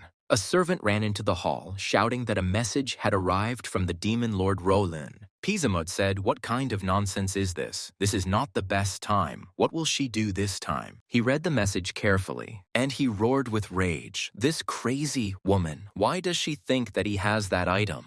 This mad woman demands that very item from him. The assistant wondered why Roland thought they had that item. They didn't even get close. They lost Hexus when they were chasing Philip. This is the suspicious resurrection of Margaret and the disappearance of that object. The assistant thought for a moment. There were results, but the reasons were still unclear, and suddenly it dawned on him. There was someone else behind all of this. Jae-woo sneezed loudly. Piffenheim asked if he had caught a cold and also asked what he planned to do with Philip's body. Jae-woo replied that he would make him into an undead creature. Perhaps he would be useful later. He added that this is the main thing now. The Golden Imperial Decree serves as proof of the Elector's authority. Jae-woo thought that now he had both Philip's body and the Golden Imperial Decree. He turned to Piffenheim, and he shouted loudly that the world belonged to him. A caravan of merchants was moving along the road. One of the merchants turned to his interlocutor, calling him the head of the trade guild, and said that they had made good money again. He replied that the order for an economic blockade was already in effect, so this was their last chance. They had to squeeze out every last drop. The merchant said that on such an occasion, it would be nice to have a good drink. He just knew the right place. But then the head of the trade guild was suddenly struck by a blow. The caravan was attacked by robbers who shouted that they needed to take everything from them, to rob them down to the last coin. The merchant drew his blade and shouted that this was an attack. Everyone take up arms. He entered into a fight with the leader of the bandits. The leader said that they seemed to have made a good profit. This must be payment for the deal with Roland. The merchant shouted back, "What the hell are they doing? Do they even understand where the money was supposed to go?" However, the leader knocked the blade out of his hands and said, "So what?" Soon, the fight ended. The robbers gained the upper hand. The leader told the merchant that if he didn't like something, Walpurgis would have to cry, and let him also capture his uncle. Jae-woo sat on the sofa next to Walpurgis. She treated the scratches on his face. Walpurgis asked him to be patient for a little while and asked where he had managed to get so injured. Suddenly, Margarita burst into the room with a loud scream. Valor had returned. Jae-woo and Walpurgis froze in surprise. Margaret's eyes widened in surprise. She screamed. Walpurgis took off her helmet. Margarita scolded Walpurgis, saying that this would give the old woman a heart attack. She said that she understood everything. The time comes when you no longer want to hide yourself. That's what a woman's heart is. Walpurgis smiled shyly in response. Margarita stated that Valor should take care of her if he ever made her cry. Then she will fold it in half. Then Margarita asked Jae-woo. He said that Philip was dead. He replied that, yes, and added that now his body is with his friends. They are looking after it. Margarita said that he had died anyway and stated that it would not be a problem. She really did want to finish him off herself. Jae-woo said that he died anyway, and so what, and thought that Philip was probably lucky that he died at his hand. He addressed the abbess, calling her Mar, and declared that he had a gift for her. Jae-woo laid out a pile of gold coins and said that he had collected it from the remnants of Philip's gang. With this, she will be able to buy any sweets she wants. Margarita asked if he was, by any chance, a saint of mercy and said that he suddenly became somehow cute. Walpurgis asked Jae-woo what these stacks of papers were. They looked like letters. Margaret looked at the sheets of paper and said that this was correspondence between Philip and Roland. It seemed she was trying to put him on the throne.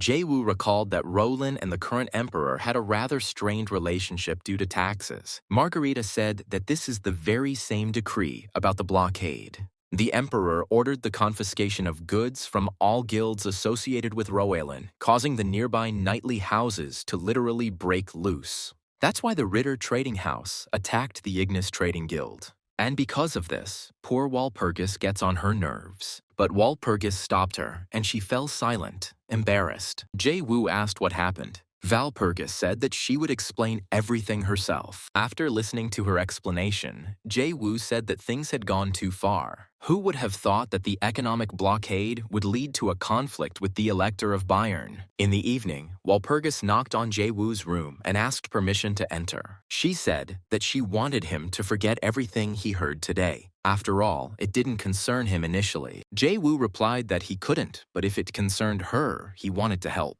Walpurgis said things had gone too far. If she accepts his help in this, she will be too ashamed. Jae-woo thought that Walpurgis was indeed reliable, but she still lacked experience and her heart was too kind. So he took her hand and said that this was really too serious for a mercenary like him. But he wants to help. He wants to become her stronghold. Jae-woo added that mercenaries also have their merits. He also stated that he was confident in himself. Ji-woo walked with a firm step into Lady Margaret's chambers. He looked so impressive that the nuns standing at her door did not dare stop him. Jae-woo opened the door and shouted, "Mar!" Margarita was devouring sweets at this time and said in surprise, "Valor." Jae-woo said that this was the magical lightning that Philip had and a bunch of gold coins inside. He asked if she was interested. Jae-woo said that if she opens it, now the reward will double. She wants to try. Margarita excitedly declared that the reward would be tripled. Jae-woo asked Mar what kind of gloves these were. She replied that this was an improved version of the magical lightning that she had just discovered. Now she only had to wave her palm. He waved his hand, and a flask of water appeared in it. Holding the flask in his hand, Jae-woo thought that he had never seen anything like this before. Could it be that they had secretly made an update? Patches that make life more convenient are always a joy. Suddenly, the horse stopped under him, and he was doused with water. Jae-woo asked Philly why she stopped. They stood in front of the entrance to the great city of Pluzan. Jae-woo said tiredly that he had finally arrived here. He feels like he's been standing in a 3-hour line at Disneyland. Jae-woo thought the city looked just as he remembered it. Pluzan is a city where representatives of 1,000 times live peacefully. The great one everyone is talking about here is the demon lord Kubalt. Kubalt played an important role in uniting cultures using his vast knowledge and eloquence.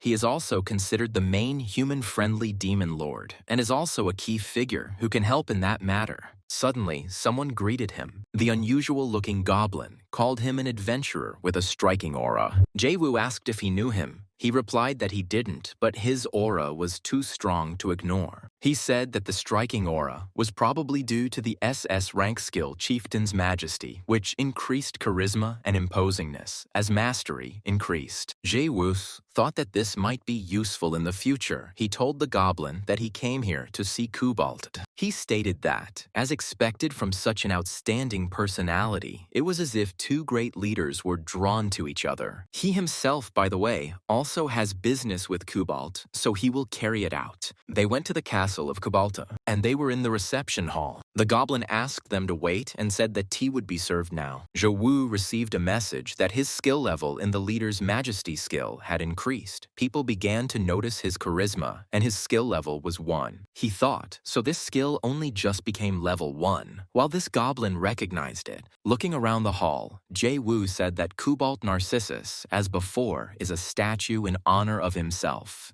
The goblin interrupted his thoughts by loudly announcing that his tea was ready. Jae-woo asked the goblin what brought him here, and he replied that he came to register his marriage with him. He has quite a warm relationship with him. Jae-woo thought that everyone else called Kubalt the Great, and this goblin simply called him he. It was quite strange. He decided it was worth checking it out. He asked the goblin. He must be wearing a wedding ring on his hand. He replied that, as expected, he had guessed correctly. He had given 10 years of his salary for it. Jae-woo grinned and said, "I see." He said, calling his interlocutor Kubalt, that he was the actor to have. The goblin asked, confused, what he meant by this ring. Jae-woo stated that wasn't this the ruby ring that he treasured so much, and the way the goblin said that he was supposedly outstanding was also suspicious. And most importantly, he doesn't call himself great. The goblin said that everything was as they said. He had a keen sense of smell. He said that everything was correct. He was the ruler of Pluzan. Demon Lord Kubalt, Lord of Shadows. He probably came to him about the Walpurgis matter. Jae-woo replied that it was true. He thought he might have a lead or useful information.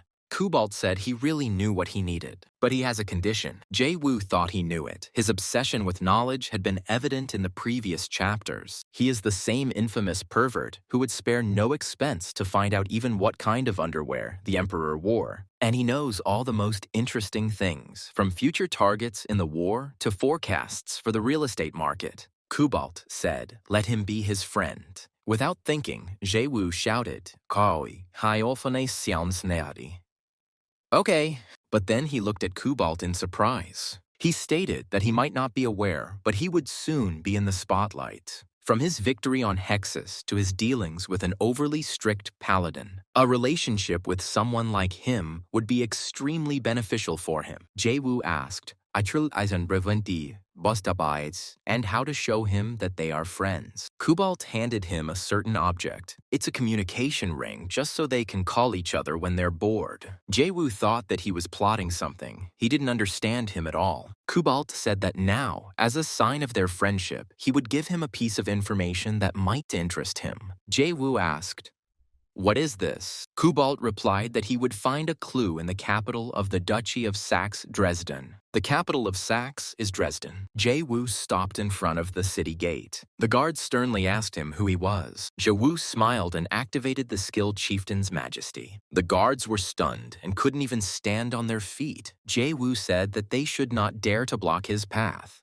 And he entered the city. The city's inhabitants parted in fear before him, and some even fell on their faces. Jae-woo headed to the Velia Trade Guild. The maid ran to the guild master and shouted that some outstanding person was coming here. He's almost here. Jae-woo went inside. The guild leader asked why someone like him came here. Jae-woo replied that he came to make a deal. Jae-woo asked Kubalt what he knew about Dresden. He replied that the Velia Trade Guild and the knightly house of Ritter from those parts were bound by a huge debt. They are in a debtor-creditor relationship.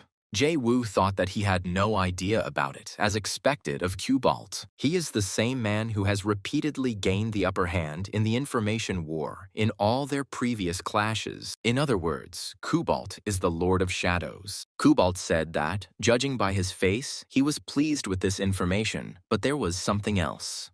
The guild master's daughter. The guild leader said that this was his daughter Marin, although now she is lying in bed. Just recently, she was a cheerful and healthy girl. But then she suddenly began to fade and eventually lost the strength to even lift a spoon. They invited all the famous healers from all over the continent, but they just shook their heads. If this continues, he will lose his daughter forever. The guild leader shouted that there had to be some way to save her. He turned to Jae-woo and said that he was asking the outstanding adventurer to bring back his daughter's smile. Jae-woo replied that to begin with, he shouldn't be called an outstanding adventurer, but should just be called Valor. He added that this is precisely why he came to make a deal. Even with the naked eye, it is clear that his daughter's condition is extremely serious. She has severe muscle loss and a persistent fever that cannot be cured with regular medication, but there is still a way to cure this disease. The guild leader asked what this method was. Jae-woo replied, Grossglockner, we need an elixir from those places. The guild leader said in a low voice that he wanted to say that it was almost impossible to save her. If you return from Grossglockner, I will grant you any wish. In this world, that is just another way of saying impossible. The Grossglockner Demon Dragon Canyon is a huge canyon known for its breathtaking views. It is located in the ego east of the empire, in the domain of the demonic dragon Schwarzteufel. Although there are only a few ancient dragons left on the continent, its power is immeasurable. Of deze fine, som kader en beorde knatieve nederdarns, dien den berwit with you holget doubts, for my glitted to be an alien. The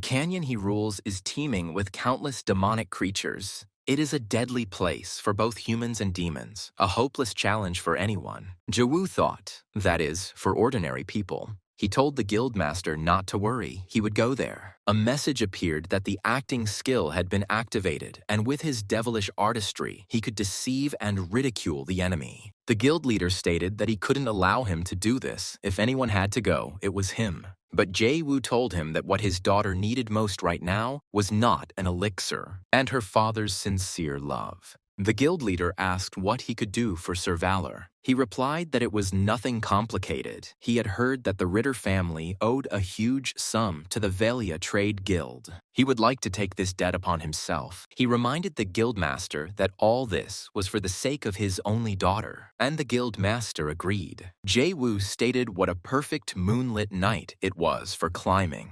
And what a stunning view it is. Jiwoo picked a plant and said, "Look how big this one is." He asked Philly if she knew what it was. "This is a precious medicinal herb that grows only here." He treated her to some grass and told her to listen to him carefully. "Thanks to our excellent security, neither evil people nor demons can enter this place. Even the wild grass in this canyon is infused with the demonic dragon's mana and is considered a rare medicine outside of this place. Even a handful of soil here is a pure treasure." Jae-woo declared that he would not only save the guildmaster's daughter, but also make money. "This herb also has an excellent taste." But then a stone hit him on the head. Jae-woo turned around indignantly. He saw a goblin who hissed, "Get away, human!" Behind him stood a multitude of goblins who claimed that the land belonged to them. The goblins were busy gathering herbs and digging the ground. Jae-woo watched them lazily with a glass in his hand. He shouted sternly at them. Didn't he tell them to dig properly? It needs to be done this way, cleanly and beautifully. Didn't he tell them not to damage the roots when they dig them up? If they continue to work anyhow, he will simply bury them all back in their graves. A little earlier, these goblins declared that this land belonged to them, and they attacked him. Then Jae-woo activated the skill Absorb Blood Tier. The goblins were defeated with one attack. Jae-woo called them idiots and asked why they even tried to start a fight. He used his necromantic powers and commanded, "Rise." The slain goblins rose and looked at him with obedient eyes. He clapped his hands and declared that everything was just fine. Jae-woo asked the goblin Kururak, who served him, "Why did you attack if you had no chance of winning?" He replied that they had underestimated his true greatness. They, the worthless ones, thank him for sparing them and giving them shelter. Jae-woo said that he should thank him for working hard and asked who else besides them, the hobgoblins, lived in this canyon. He replied that besides them, many other monsters live here: werewolves, snakes, giant centipedes. There are also a lot of ogres here. Jae-woo told Kururak that he seemed to have learned and remembered everything. Leaving him with them was the right decision. Suddenly, the communication ring on his finger gave a signal. Jae-woo accepted it and said, "Hello." Kubalt said he sounded cheerful, and he asked if Valor had forgotten about the communication ring that he had given him. Jae-woo replied that he had almost forgotten. Kubalt said that he, as always, had a good joke and asked how things were in Grossglockner. Jae-woo said that the weather was fine. There was a cool breeze and the moon was magnificent. Kubalt said that Plusem is also living a full life, preparing for the upcoming festival, and he advises that if you have time, you should visit it. He also heard that Walpurgis had recently visited Ritten, but they had made outrageous demands for repayment of the debt. They also threatened to confiscate goods intended for trade in Roylin. It was all completely one-sided and unfair. Jae-woo stated that these bastards are starting to cross all boundaries. He asked Kubalt to tell Walpurgis that she should behave well. As if she would accept their conditions, they needed to buy as much time as possible. Kubalt promised that he would do it. After all, that was the relationship he had with him. Jae-woo said that when he returned, he would make sure that he was paid handsomely. Kubalt replied that he was looking forward to it. They say that Grossglockner is a real gold mine. He said that, judging by the noise, he was busy and cut off the connection. Jae-woo was indignant. He actually hung up. Kururak reported that something had happened. Jae-woo lazily asked what it was. It turned out that they were surrounded by huge green giants. They were ogres. Jae-woo ordered Kururak to step aside and pushed him aside. He saw that all the goblins were already unconscious. Jae-woo thought that with his level of blood tier absorption, the goblins didn't stand a chance. And summoning the undead won't help either. They'll end up like those goblins. Jae-woo thought it was just as well. It was time for him to stretch a bit. Using the gauntlet, he extracted one of the 12 indestructible swords of the Empire, the indestructible relic of House Paltz, Rublania, a relic passed down through the House of Paltz for 200 years. The Rublania enhances mastery of the exclusive art of fencing. The ogres recoiled and growled menacingly. Jae-woo grinned, so they recognized this sword. Yes, it was the exclusive sword of the Moon Shadow sword art. That fool Philip just locked it in a warehouse and chose some cheap sword instead. Jae-woo used the Moon Shadow sword art's 0 form, Dark Moon, Soon, all the ogres were defeated. Kururak ran up to him shouting, "My master!" Jae-woo thought it worked. To be honest, he was worried since it had been so long since he used this technique. Kururak was delighted and said that it was incredible. Jae-woo modestly replied that it was nothing. Now he can maintain this state for only 30 seconds, but in his best times, he could reach as long as 10 minutes. Suddenly, someone asked if he did it. A figure in a black cloak demanded that he answer.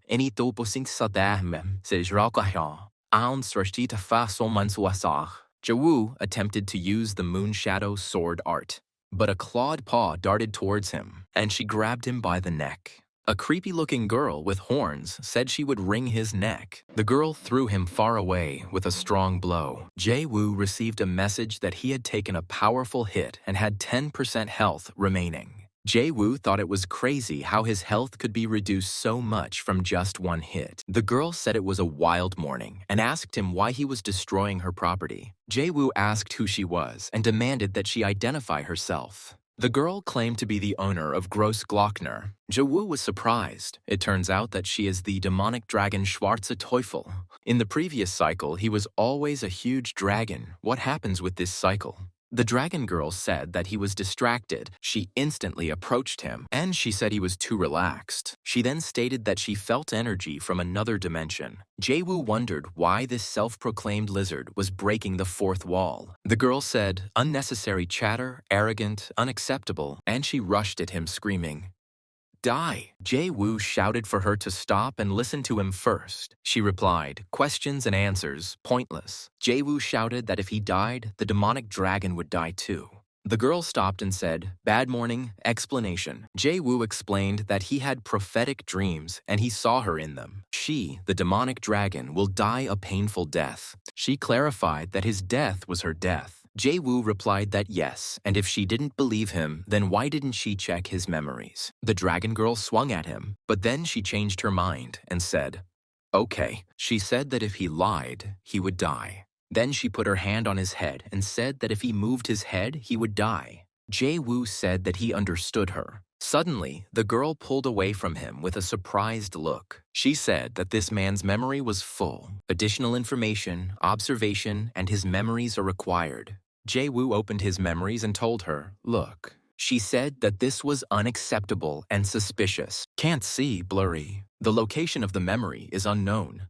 Then she exclaimed, "So it's true," and Jae-woo replied that that was enough. He wouldn't show her anything else. The dragon girl was coming to her senses from what she saw. Jae-woo thought that if she saw more, she would notice his memories from other cycles. The girl said, "The check is her corpse. The question is who killed her." She thanked Jae-woo and said, "He's a reward. He won't die on this mountain. Let him go." But Jae-woo said he didn't want that. He offered to make a deal and named Shubi. Her name is too long, so he will now call her Shubi. He stated that she could survive. The girl objected that Shubi is not. She is 3,000 years old, but Jae-woo said that this is a modern MZ address. A message has appeared stating that the quest Demonic Dragon's Trust has been updated, resulting in the game's difficulty being partially increased. Someone's foot stepped on the snake. The large man said, "The Lord of the Edge of the Abyss, deeper than darkness, the King of Chaos and Disorder. His name is Demon Lord Odgash." Then his servant interrupted him and said that they were almost there. Odgash indignantly said that he was in the middle of his entrance exam. The servant apologized. Odgash said sadly that the mood was still spoiled. Someone's voice said that it was her subordinate. "Please forgive him." Odgash's face came to life, so it was she. His daughter is Caliona. The girl said that she, Caliona, greeted her master. He replied that he had promised that if this expedition was successful, he would fulfill one of her cherished wishes. In response to her gratitude, he said that she was his precious daughter and that this was quite natural. Odgash spoke loudly so that his servants would listen to him carefully. They are heading to Gross Glockner, where that demonic dragon lives. The beasts she commands are nothing, but the dragon herself is not simple. But they shouldn't be afraid. The only thing required of them is to devour everything they see. and trample all living things without pity. The Lord of Greed, Odgash, claimed Schwarz Teufel as his own. Then he said, "Now let's go, my vile demons," and he led them after him.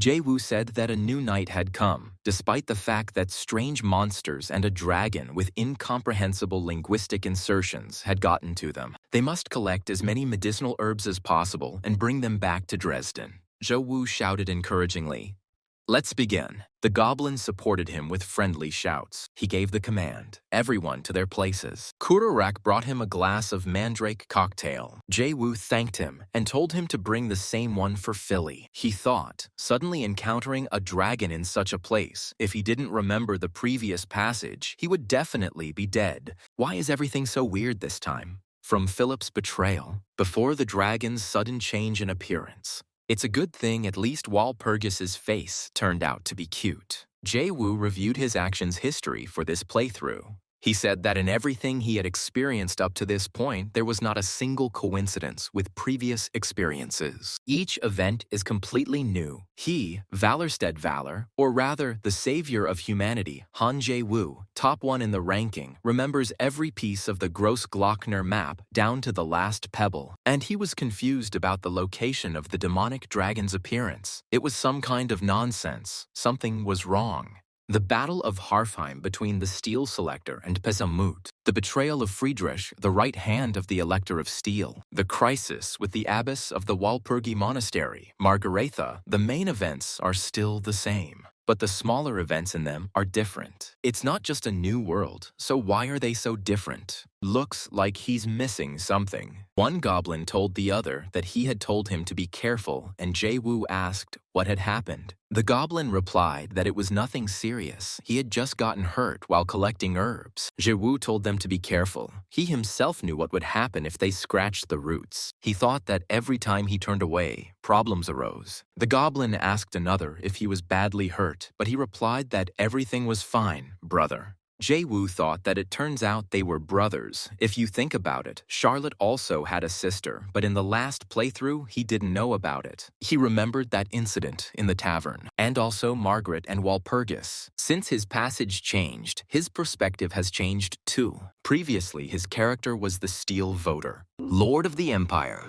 the hero who saved the world. Previously, he always started with unusual and high characteristics, but now there is nothing outstanding. The most ordinary character. All he has are memories from countless previous playthroughs. It's just a pathetic sight. But thanks to this, he sees the facial expressions of the people around him, and those little connections he missed, and the face of Walpurgis. Only after starting the game as a commoner, he finally saw all this. It's the same with Walpurgis. Before, he would have simply repaid her the debt, and that would have been the end of it. He didn't even know that such circumstances existed here. He seemed to understand her sudden proposal that day, a puzzle piece that reveals the true ending that no one has reached. This is a sudden space created by her, and suddenly, the commoner class is unlocked. It turns out that, according to Aquila's plan, everything turned out to be just training. Kururak reported that the demonic dragon was rushing towards him. Shubi screamed.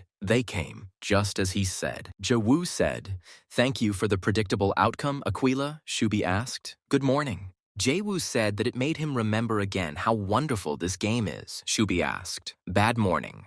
Jae-woo gave the command, forward. Now he understood Aquila, how to fully enjoy this world. Now he would have a blast. He shouted, "Long live the new strategy." Shubi said to Kururaku, "You have lost your mind, your master," and he agreed. Odgash rushed forward, swinging his axe. His warriors followed him.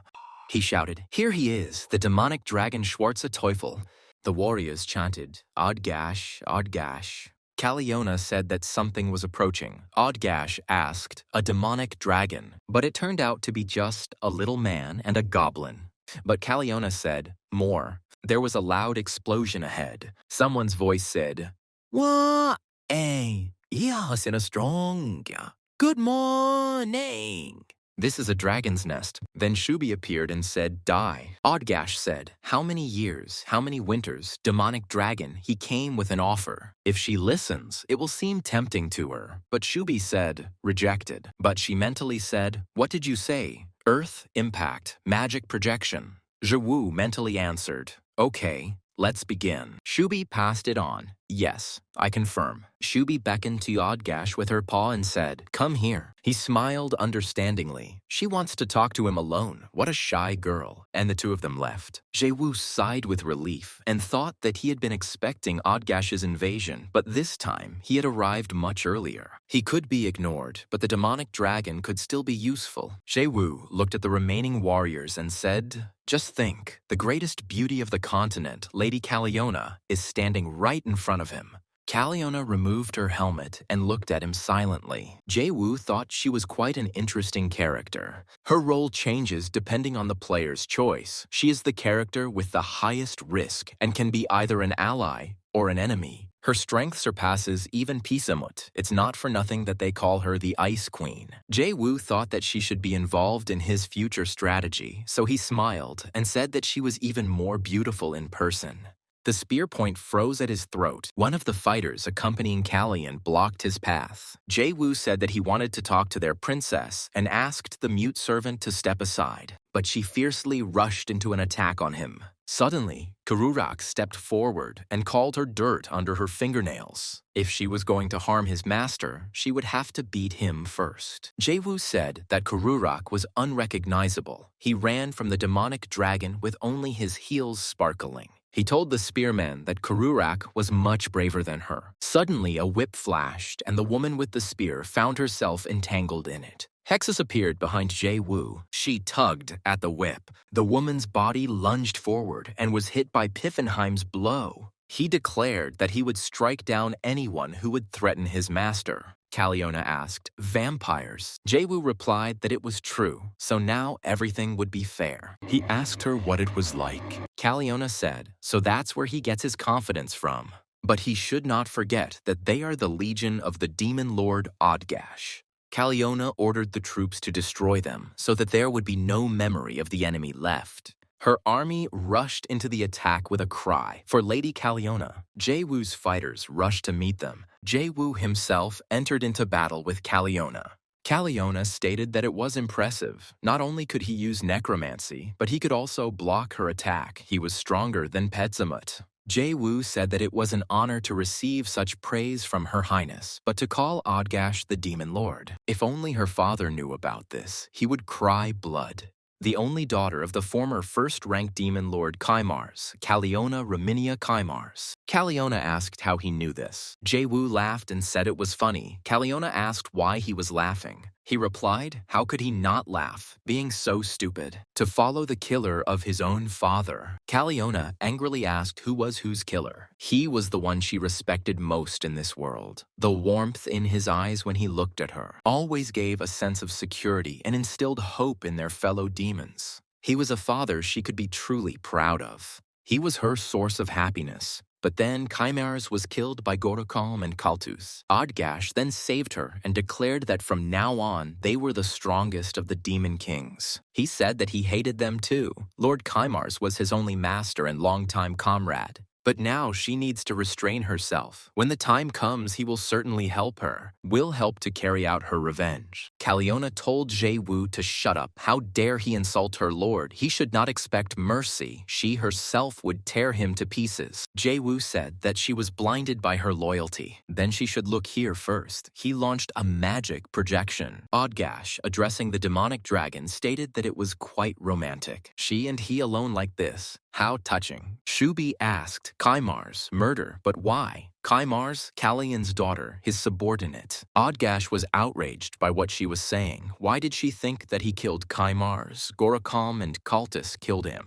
Shubi replied, it's pointless to deny it. Everyone knows the truth. He's a traitor. Odgash said that she turned out to be more persistent than he thought. Then he said that she was right. Those idiots would never have been able to kill Kaimars. He planned it all. When he told them about Kaimar's only weakness, they simply glowed with anticipation. The sword fell from Caliona's hands. She said what she had done. This can't be. Lord Odgash was her father's right hand. They were like blood brothers. Jae-woo thought that everything seemed to be going well. He remembered how he explained the plan to Shubi. He asked if there was a magical projection device in the nest. Shubi replied that there was. Then she should use it and broadcast everything that happens. Let Odgash himself speak the shocking truth about Kaimar's death. Well, that's the whole plan. She'll manage it. Caliona was silent, shocked by what she heard. Jae-woo thought that Shubi was a good girl. Thanks to her, half of the plan had already been completed. He will take care of the rest. Caliona said that this whole time it was all just a game.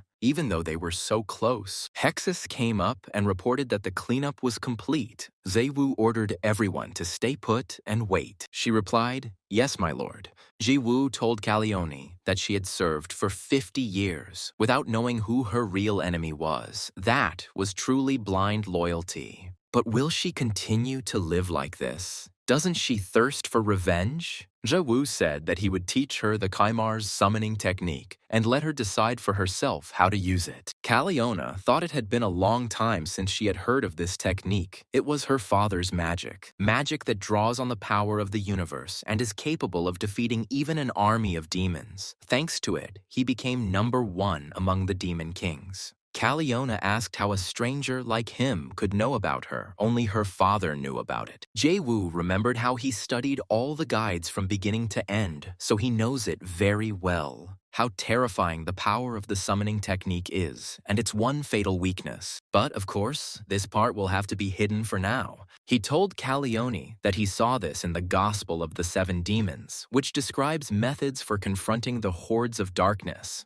Including Kaimar's summoning technique, it seemed quite funny. Caliona said that now everything was clear. No wonder something about him seemed strange. But she added that all this was useless. He was immortal. Even when Odgash was not her father's servant, he took this spell upon himself and still survived. If her father could not kill him, then neither could she. Jae-woo said that she was very much mistaken and that she should listen to him carefully. Her comrades, whom she relied on, have already been neutralized by his army of vampires. No matter how great her strength, she alone cannot stand against such power. So let her think about his proposal. Become his ally. What will she choose? Go with him or die here? A tear rolled down Caliona's cheek as she remembered her childhood. As a little girl, she told her father that when she grew up, she wanted to become a great demon king like him. Her father told her that then she would have to surpass him. She asked if he thought she could do it. He replied that, of course. After all, she is the daughter of Kaimars himself.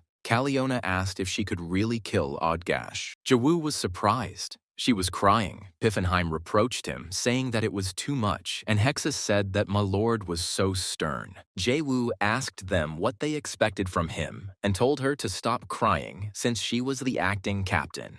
Piffenheim noticed that she was still just a child by demonic standards. Did he really enjoy making children cry so much? Kurarak interrupted their conversation and asked where, by the way, the demonic dragon was now. The fight between the demonic dragon and Odgash was already over. Shubi was almost completely overwhelmed by him. Odgash said mockingly, "What a disappointment. Demonic dragon, he didn't think she would fall so quickly." But Shubi made an obscene gesture at him and tried to run away. Odgash rushed after her. He shouted after her. What a pity. He thought she would gladly accept his offer. The demonic dragon turned around sharply, and she released a stream of flame at him. Odgash repelled her attack without much effort, and he threw her away with his blow. He said that if that's what she wanted, then nothing could be done. Odgash dealt another powerful blow, from which Shubi spread out on the ground. She said she would tear it apart, and took on her true form. The demonic dragon attacked Odgash. Kurarak screamed, an earthquake, and grabbed Jae-woo with his arms. He tried to free himself and told him to get lost and not interfere with their escape. Hexus, looking at the goblin, said, "How lovely, she can take him for herself. He wants to become her pet."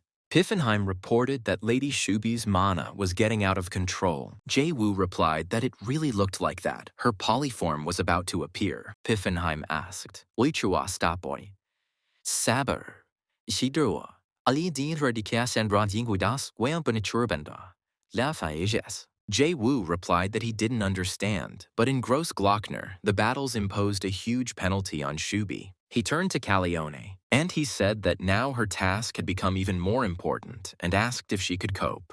Caliona answered firmly, yes. They finally reached the place and prepared to engage in battle with Odgash. The battle between the demonic dragon and Odgash became increasingly fierce. Odgash said, "We will solve everything by force, demonic dragon." Shubi unleashed another stream of flame at him. Odgash said that he couldn't believe that he was losing strength, that she was becoming more and more desirable to him. Shubi replied, arrogant. She repeats, "The world will collapse. There is no one. Emptiness. He and she, a union, is excluded." Odgash stated that she left him no choice. He screamed, plans had changed, and he dealt a powerful blow with the axe. The blow fell on the dragon. Odgash said, "A pathetic sight, demonic dragon. What a shame to lose like this." Shubi returned to her human form and tried to get up. Odgash stated that there was some reason why she was attached to this place, although he doesn't know what it is. Shubi grinned,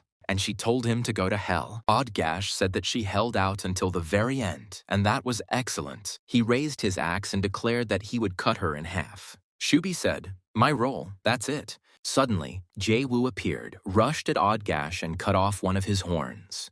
He said it was his turn now, and he stood in front of Shubi. She said, "You brat, you're late." Jae-woo pointed at her in response and said, "What a pathetic face." Odgash called him a clingy little man and asked what had happened to his Caliona. Jae-woo asked again. She and shouted loudly. A shining seal appeared in the sky, and someone's voice said, "Father." Odgash looked up. There, in front of the seal, Calion was hovering. She asked if he had anything to tell her. Odgash spread his arms and said, "My daughter, Caliona, has finally mastered the summoning technique." He told her to use her powerful magic to defeat those idiots. Jae-woo asked Calion what she was doing. How long would she listen to him talk nonsense and wanted to get fired on the very first day? Here he is, the sworn enemy who killed her father. Odgash asked what kind of nonsense this little man was talking. They used to drink together with Kaimars. Does he really think he killed him? Then he suddenly remembered his conversation with the demon dragon, in which he confessed that he had planned the murder of Kaimars. Odgash roared ferociously. He said, "So that's how it is. They were just playing with him." Jae-woo shouted at Shubi, asking her what she was doing and telling her to stop him before he went crazy, but she told him not to grumble. Roots emerged from the ground and began to entangle Odgash. It was Caliona who began to use the summoning technique. Odgash said, "How funny, just great. Let them continue, little bastards." Caliona strengthened her call. She screamed, "Die, Odgash." Caliona's technique released a tremendous amount of power that crashed down on him. Odgash prostrated himself unconscious before her. Caliona spoke up, finally doing it. She remembered her father. She finally got her revenge for him.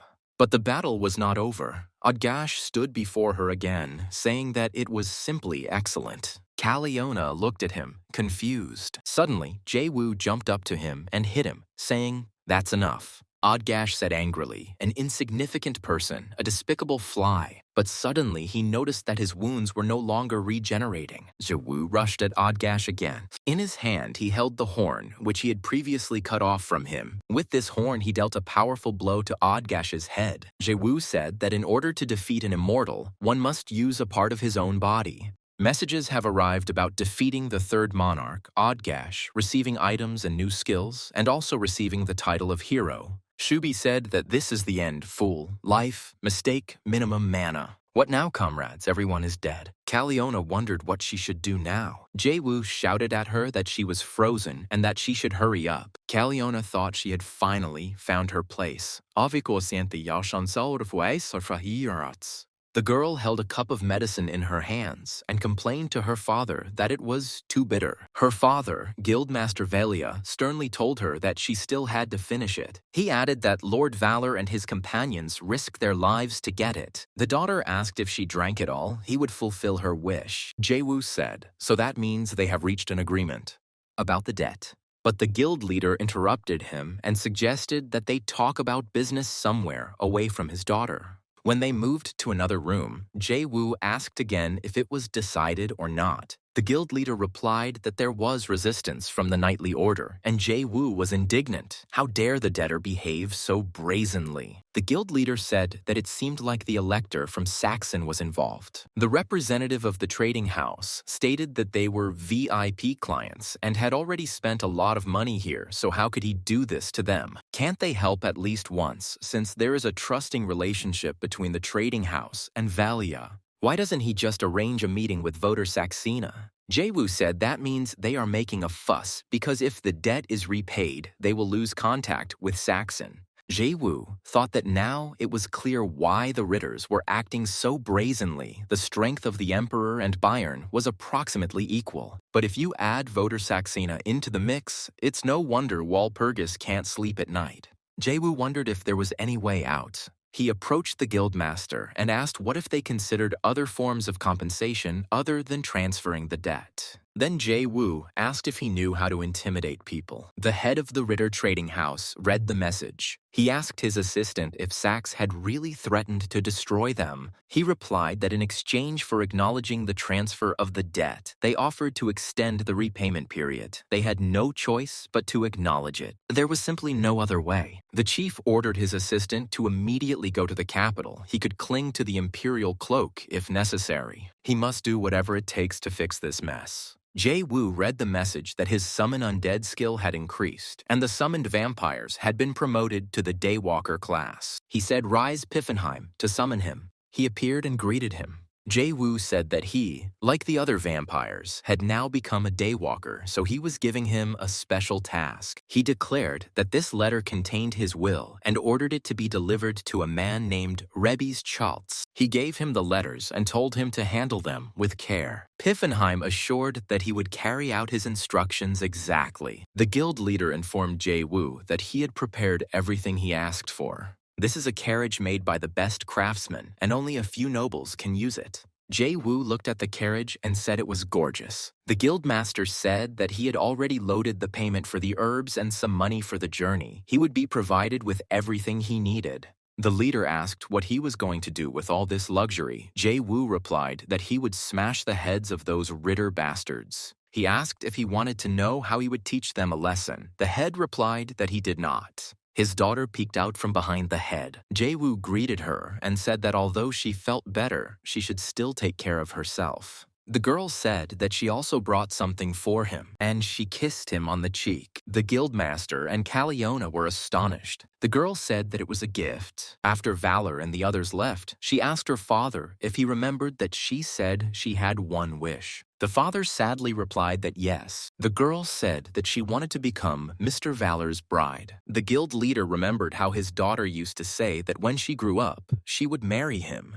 And he shouted loudly, "No!" Caliona declared that this girl was a real fighter, how boldly she claimed her rights to someone else's partner. Then she asked Jae-woo if he really liked money that much. He replied that she said so because she didn't know anything. The world was ruled by coins. Then he asked her not to look at him like that. She was setting a wrong example for her lackeys. Suddenly, his communication ring rang. Kubalt said that he heard that he returned from Grossglockner. He really succeeded. Jae-woo returned the greeting and asked if those Ritter bastards had already gotten away. Kubalt replied that yes, his crows were already surveying the area. He had contacted him as soon as he received the information. Jae-woo asked what the current operational situation was. As Lord Valor had expected, they left for the capital this morning. What did he do to them? They were furious. Kubalt said there was one more big piece of news. It is said that Roland, the demonic Lord of Rose, is now in the capital. Jae-woo said it was curious and asked if he could spread a rumor in the capital. Kubalt replied that Lord Valor thinks through everything down to the last detail. Of course he will do everything, because they have become very close. Jae-woo replied that that would be the end of it, and promised that he would make sure that he was generously rewarded. He switched off and thought that the word close seemed rather disgusting. Caliona asked if it was Kubalt of Pluzin. Milord's influence extends far further than she thought. Jae-woo looked at her and said it was time to get back to business. Caliona Caliona asked fearfully why he was looking at her like that. Jae-woo asked her how she felt about debuting on a big stage. The imperial capital is Vienna. The city's residents were walking along the streets. There was talk that Kimar's daughter was coming to the capital today. Kimar's died long ago, but rumors still circulate that Odgash killed him and kidnapped his daughter. He said he did it for the sake of Kimar's technique, but many think the real reason is that his daughter is simply a goddess of beauty. Someone in the crowd shouted, "Look, there she is." Caliona asked if this was really necessary. Jae-woo replied that of course her face was a strategic weapon. Caliona asked sheepishly if weapons weren't blades and battle axes. Everyone is staring at them. It seems a little weird. Jae-woo said, "Let them watch," and ordered them to put one hand under their chin and the other one on the bent knee and let him make as shy a face as possible. Caliona was indignant. He was seriously forcing the former commander, who once led an entire army, to do this. Jae-woo told her that everyone was watching, so he should do it, but she said that it was not befitting of a commander. Jae-woo asked what she wants to be fired if she doesn't like something, then let her get lost. One hand under the face. The other one is on the knee, and a shy face. The audience froze in amazement. Caliona asked if she was doing everything right. The crowd burst into cheers. Caliona looked at them with fear and asked if this was how it should be. Roland gathered her subordinates. She announced that a very important guest was coming to visit them today. She regrets that this place is not her Rose Palace, because for her, this man is more precious than the emperor, higher than any demon. So she asks everyone to try harder. Chefs must prepare the best dishes they have ever created. Let the maids decorate the hall so that it shines brighter than any palace. The servant reported that they were almost here. Roland ordered everyone to go to their places. This day should be unforgettable. All this is for my Lord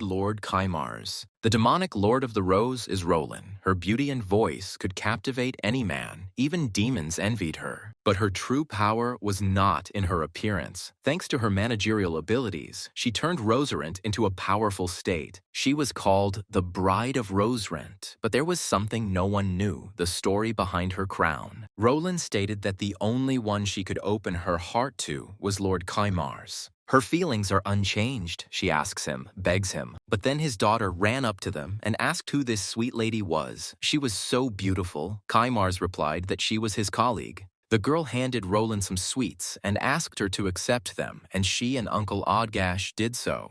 The lady is so charming, so she wants to give her the best ones. Roland accepted the sweets and whispered that she would probably never find a place where she belonged again. She asked Princess Caliona if she ever built her own castle. Could she ask her to give it a name? She would be honored if it were Lady Caliona who named him. The girl replied that since she was so radiant and beautiful, how about the Palace of Roses? Roland recalled those past events with sadness. Demonic Vedatica Rose Roland said that since Lord Kimars is no longer with them, she came to meet him.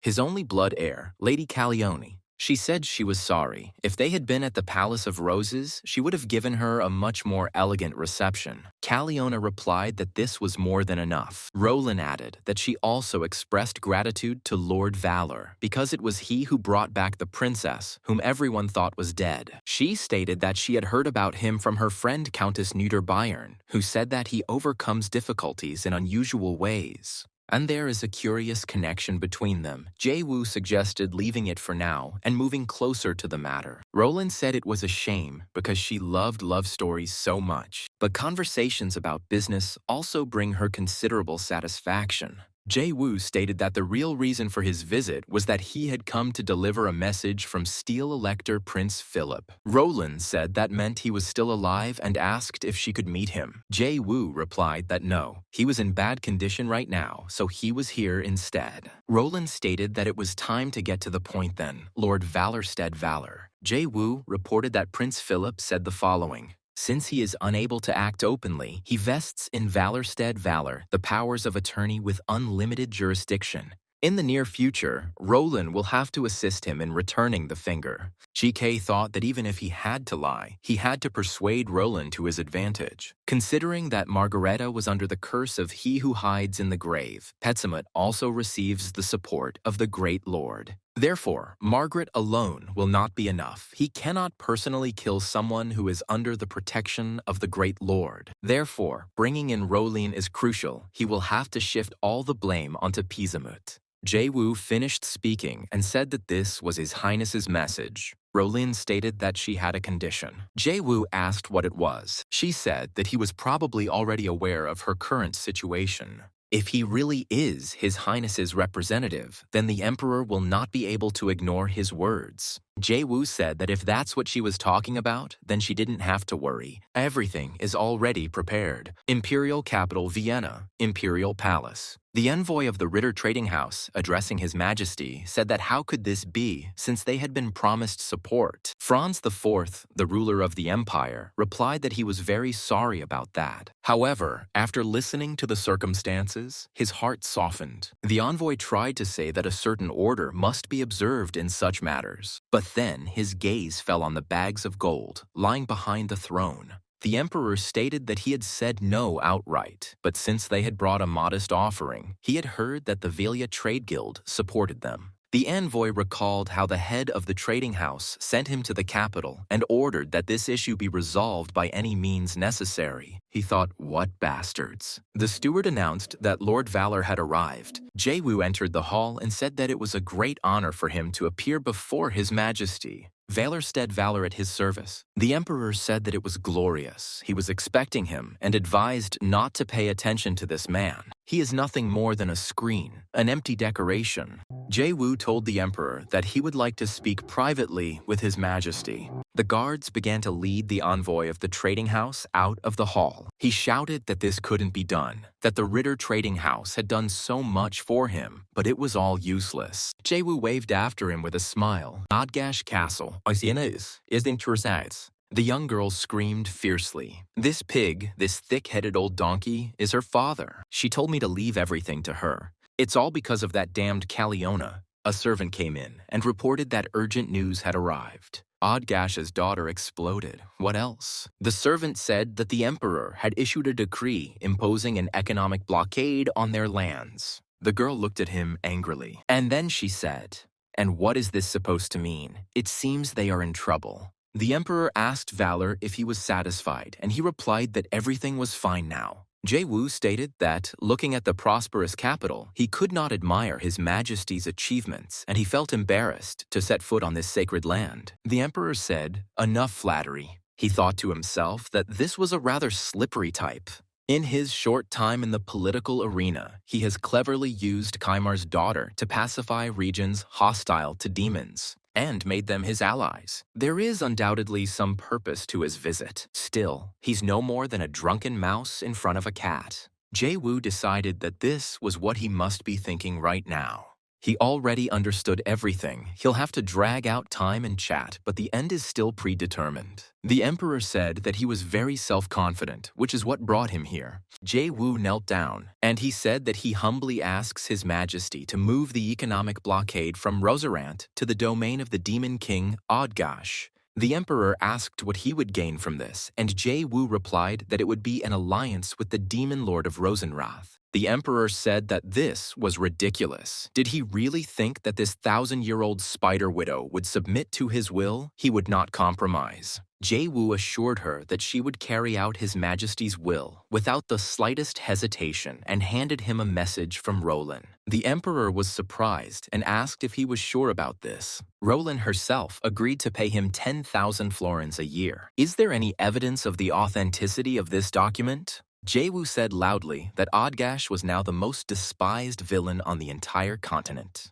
If we blockade the Demon King's domain, His Majesty's name will become known to the whole world. The emperor stated that this, unfortunately, was not enough. There was no room for emotions in politics. Jae-woo thought, what an impudent bastard when he blockaded Rosenat simply because Roland did not pay tribute. He did not think so. He said that His Majesty must know that Odgash died in the last battle, but his supporters are already preparing to declare war on the demon dragon.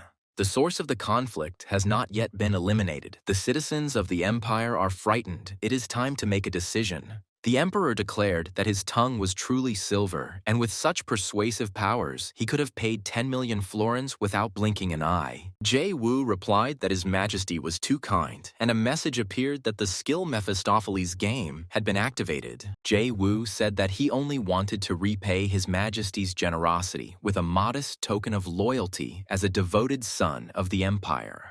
The emperor slammed his fist on the table and shouted that he would not fall for his sweet words. How dare he test the patience of the one who rules the continent? Wu was surprised. Did it really not work? The emperor shouted, "Guards, don't let this man leave alive." Wu was indignant. What is his majesty Dwakmero? But the order followed to take this man away immediately. Jungwoo thought, why is he acting like this? This simply can't be happening. In the imperial palace, the orchestra played loud music. The imperial reception was in full swing. The crowd was having a great time. The emperor declared that in all the years of his reign, he had never met a man with such sweet speeches. Wu replied, "That's how it is, your majesty." The emperor said, didn't he tell him to call him uncle? If he calls him your majesty again, he will be upset. Wu obediently said, "Of course, uncle." The emperor said, "It sounds much better that way, doesn't it, my lovely nephew?" In the end, the emperor said directly what he wanted: money, power. He will give him everything. The envoy of the trading house Ritter whispered bitterly, "Akodishayers imi mon by bintrotsa says, Eikston chibraides denesati dinsoits a mengsti recess afterbi anaisins astamiens. Imititas aisin tise. Ein maidstick demesletuker play in spalanes, easy festine and arrangery." How did it come to this? His assistant suggested that maybe they could just kidnap Dame Walpurgis. Another assistant said it was too risky, but the first one countered that there were no other options anyway. The envoy called them ignorant fools and said that it was not that simple. If they screwed up, their families would get it too. He can't believe they were serious about suggesting this. "We need to act now." Wu said that he was dying. Caliona said that it served him right. That's why everyone drank. Wu called her silly and said that this was what they called the high life. In the old days, he could last 7 rounds in a row. He told Calione to stop talking and get out of here, but then his communication ring signaled. Kubialt said that a disaster had happened, a real catastrophe. Wu muttered that his head was splitting and wanted to cut off the connection, but Kubalt said that now was not the time for that. It's all very serious. Castle of the Demon Lord Odgash. The fierce girl declared that there was no longer any room for doubt. Her revenge for her father was inevitable. She would destroy even the demonic dragon. It was Margaretha Vontas, daughter of Odgash. She ordered to check who could still move and to gather all combat-ready warriors immediately. Train them continuously. Rest is only allowed after victory. She was informed that the demonic dragon was barely alive. Odgash's daughter said that was great. Then they were heading to Gross Glockner. But the servant told her that now she had to act carefully. The emperor has already imposed an economic blockade in this region. In addition, Walpurgis resurrected Saint Margaret from the monastery. Plus, the Roserant blockade has been lifted. Roland is unlikely to remain inactive. Therefore, they need to act very carefully. But Odgash's daughter told the servant not to get in her way. Looks like they're all finished. Walpurgis said, "It's better to kill me. Why keep her alive?"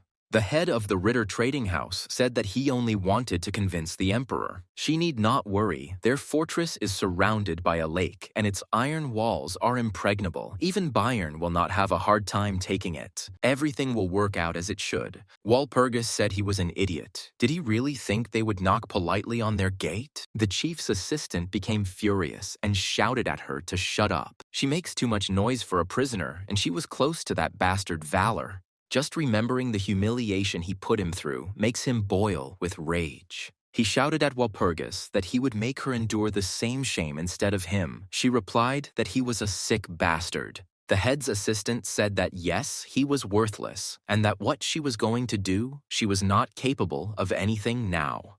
She was left alone. A guard ran into the hall and reported that intruders had been spotted. Valor's men stood on the fortress wall. Hexus reported that everyone, except for Piffenheim, who was on a special mission, had already gathered and could strike at any moment. Kururak asked if he should also participate. Jae-woo replied that they were all comrades. Of course, he was going with them. Jae-woo said their mission was to save Walpurgis and wipe out the Ritters. Those bastards had crossed the line. He could close his eyes if they would just go quiet. Jae-woo gave the order to begin the hunt. He told Hexus to take over this part. She answered, "Yes, my lord." Kururak shouted to Jae-woo that he would come with him, but Hexus said that he would stay with her. Jae-woo ordered Kururak to help Hexus clear this flank. He shouted that he wouldn't, but Jae-woo had already left. He doesn't have time to mess around with weaklings. He needs to act quickly. The head's assistant saw valor among the attackers through the projection. He said that he could never forget that disgusting face. He snatched the sword from the guard, and he declared that his throat needed to be cut. Just imagining his sweet cries made him lick his lips. The assistant shouted for Valor to wait for him and ran out of the hall. The head of the trading house ordered the guard to follow him.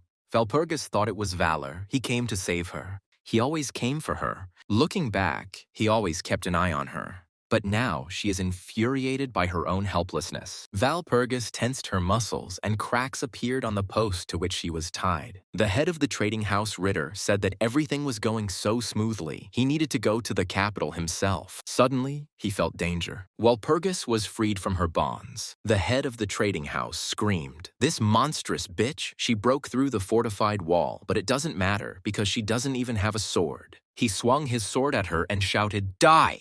But Walpurgis kicked him, and his sword shattered into pieces. The chief shouted angrily, "Did she really think she could get away with this?" And he got punched in the jaw. Walpurgis stated that she could not rely on others forever, and therefore would personally put an end to this. Lord Ritter said he had no intention of kidnapping her. It was the work of his foolish son. Walpurgis replied that she didn't care, and she struck a blow that sent stones flying in all directions. The head of the trading house whispered, "Monster." Walpurgis said it was rude to call a lady a monster. She suddenly heard a strange noise. A huge giant appeared behind Lord Ritter. The leader was delighted. He had finally woken up and now let the monsters clash in battle. He named the monster Igor and said that now it was his turn. Jae-woo ran through the fortress. He asked if he was sure this was the right direction. Kubalt replied that the direction was accurate and added that he was monitoring through familiars. A certain Igor had just appeared there.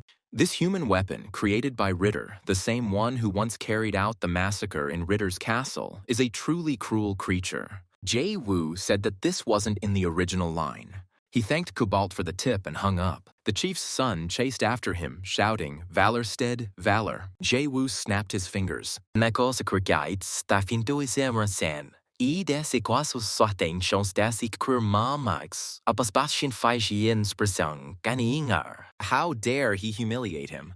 But then a ghost appeared and hit him on the head. Jae-woo said, "Damn it, how much precious time has been lost," and ran on. Meanwhile, Igor continued to attack Walpurgis. She cleverly shortened it. Walpurgis stated that she was familiar with this silhouette because it was he who attacked her and dragged her here. As a member of the Order of Walpurga, she must remain vigilant. Igor went into a frenzy. Walpurgis asked what was happening to him. Lord Ritter replied maliciously, "She said it, that very phrase, the one he hates most of all. This is the Order of Walpurga." Walpurgis was surprised, but why? Castle of the demon Lord Odgash. The lunch was rather meager. Odgash's daughter was indignant, asking what this was, why the side dish was so pathetic. The servant replied that they were currently short on money and had to economize. Due to the economic blockade, they were even forced to sell the castle. Odgash's daughter asked if the army was preparing well, and she was told that some money had come from the sale, so the soldiers' treatment had been completed. The girl said that it was not treatment that was needed, but preparation, but the servant said that treatment was still necessary. Let them just eat meat and everything will pass. It's all because their father, like a pig, spoiled them. Odgash's daughter ordered everyone to line up after the meal. The sisters of the Order of Walpurga looked at the little boy. They asked him if he wanted to join their Order of the Sisters of Walpurga. He answered in the affirmative and bowed. The sisters said they were proving their faith solely through weight, but it looked like he couldn't even handle 100, let alone 3 sets of 500. A pious heart is good, but muscular strength is lacking, and unfortunately, only the sisters are here. If he comes on another matter, he will be welcome. The battle between Walpurgis and Igor became increasingly fierce. Lord Ritter said that when Igor gets going, no one will be able to stop him. Not even his own father will recognize him. One of Igor's blows hit him in the head, and he flew out of the window. Walpurgis said she didn't know what had made him so angry, but she did understand one thing. There is a seal in his fists. Walpurgis swung and struck again. Their fists clashed. Memories flashed through Igor's mind. He recalled how he began to practice intensively after the sisters said that they proved their faith solely through weight, and the fact that he won't be able to handle even 100, let alone 3 sets of 500. And that piety is good, but muscular strength is lacking. He trained so hard that his hair even started to fall out. Igor rushed at Walpurgis with fury, but she dodged it, and she hit him powerfully in the face with her fist. Walpurgis told the defeated Igor that when the hesitation in his fists disappeared, they would fight again. Suddenly, rocks started falling near them. Walpurgis said that they seemed to have fought too fiercely. The entire castle was about to collapse. Jawu was rushing down the corridor when he felt the lock begin to shake. He activated the fencing skill Rublania, and he cut the stones falling on him. The stones in front of him blocked the passage, and the path was blocked. He was asked over the ring if he was okay. Jae-woo replied that yes, and asked how Walpurgis was, and was told that she was still alive, but the castle was falling apart. The servants are already on their way. He needs to quickly save her and get out. Walpurgis stood next to the defeated Igor. She thought that Valor must go now if they didn't meet soon. She decided that now she had to say what she had not been able to say then. A huge boulder fell on Walpurgis, but then Jae-woo appeared and cut it down. Walpurgis screamed, "Valor." Jae-woo shouted, "Walpurgis." He asked who this guy was. Walpurgis answered that it was Igor and said that first they needed to get out of here. The bat indicated that we needed to hurry and showed us where we needed to go. Jae-woo placed Igor in the magical glove storage and thought it was even strange that this big guy fit in there. Jae-woo said that we needed to go a little further. Walpurgis shouted that she had something to say. Walpurgis is just a pseudonym. Her real name is different, so let him call her Chartier. Jae-woo automatically said that it was a beautiful name, but then he suddenly realized that she had told him her real name. Walpurgis shouted that there was danger behind her. Jae-woo turned around, but was unable to dodge the falling boulders. The bat screamed in horror that Valor was dead, but Jae-woo emerged from the rubble and declared that he was not dead. Walpurgis asked if he was okay. Jae-woo replied that he was fine and asked how she was doing. Hexus appeared and, watching them, said that there was a good atmosphere here. Jae-woo grabbed Hexus and shouted at Walpurgis to take his hand. Her hand reached out to him. Hexus stated that there were 5 seconds left before the ceiling collapsed. Jae-woo finally grabbed the girl's hand and shouted, "Shatiach!" Hexus carried them safely out of the crumbling castle. Jae-woo received a message that Walpurgis's real name was Chartier. Walpurgis' favor increased sharply. Chartier said the difference was a split second, a little more, and they would have been buried under the rubble. Hexus interrupted them and said that the master was being called. Jae-woo thought it was Kubalt again, but it turned out to be Margaret. Margaret said indignantly that these damn Ritters dared to kidnap Walpurgis. She ran to capture and destroy these scoundrels. Jae-woo asked again, "Seize and destroy." She replied that yes, she would pay back those damned parasites. The warriors below looked up at the sky, and someone exclaimed, "This is the secret technique of the abbess of the monastery, Walpurga, Great Margaret." Margaretha hovered over Written Castle and activated the supernova skill. A huge beam of light fell from the sky onto the castle and literally wiped the castle off the face of the earth. Margarita proudly declared that she was invincible. Jae-woo thought that he shouldn't be so brazen with her for a while. The administrative center of Niederbern Landshut, the Walpurgis estate. The inhabitants of the estate came out to greet the guest. Margarita said, "Here he is, another dramatic entrance." Ji Jae-woo thought that the arriving warriors were wearing heavier equipment than the emperor's elite guards. Maximilian Prince-Elector Bayern has arrived. Walpurgis greeted him and asked how her uncle was doing. Maximilian hugged her and asked if she was hurt anywhere and if she knew how worried her uncle was when he heard the news. Walpurgis replied that she was fine.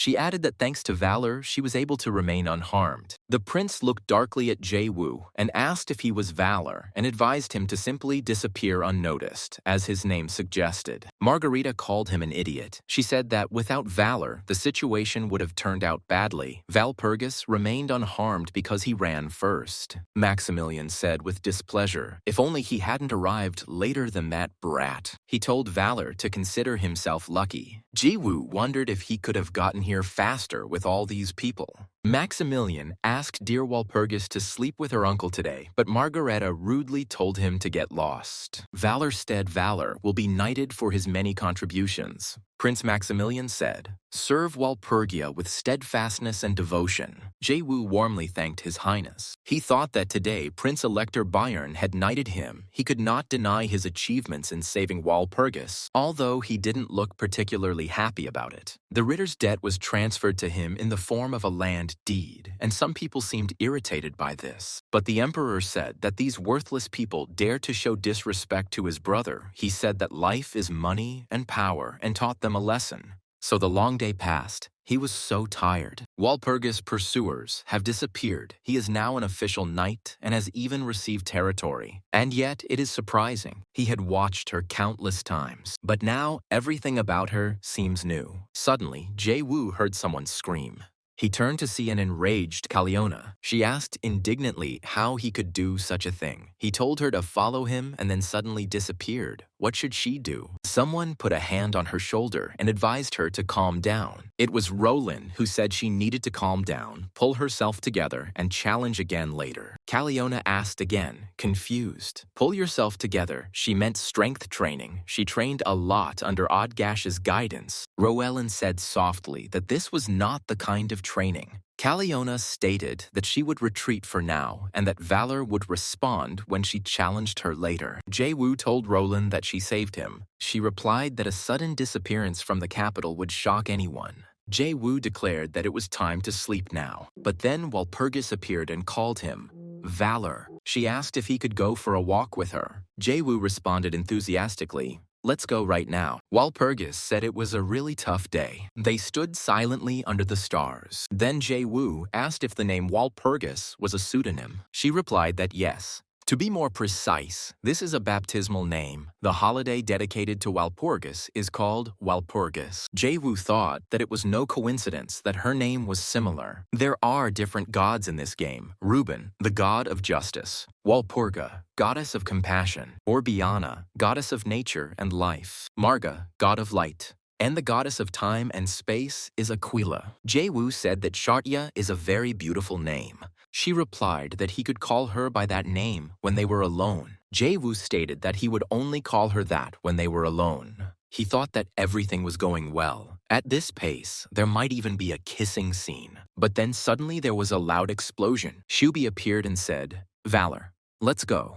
Jae-woo thought, what a lousy life. Odgash's daughter commanded, get ready. Her father's army lined up in front of her. She asked why they were all in their underwear. The servant replied that they had no money and that payments for the castle were delayed due to the economic blockade. Margarita Vantas stated that, in any case,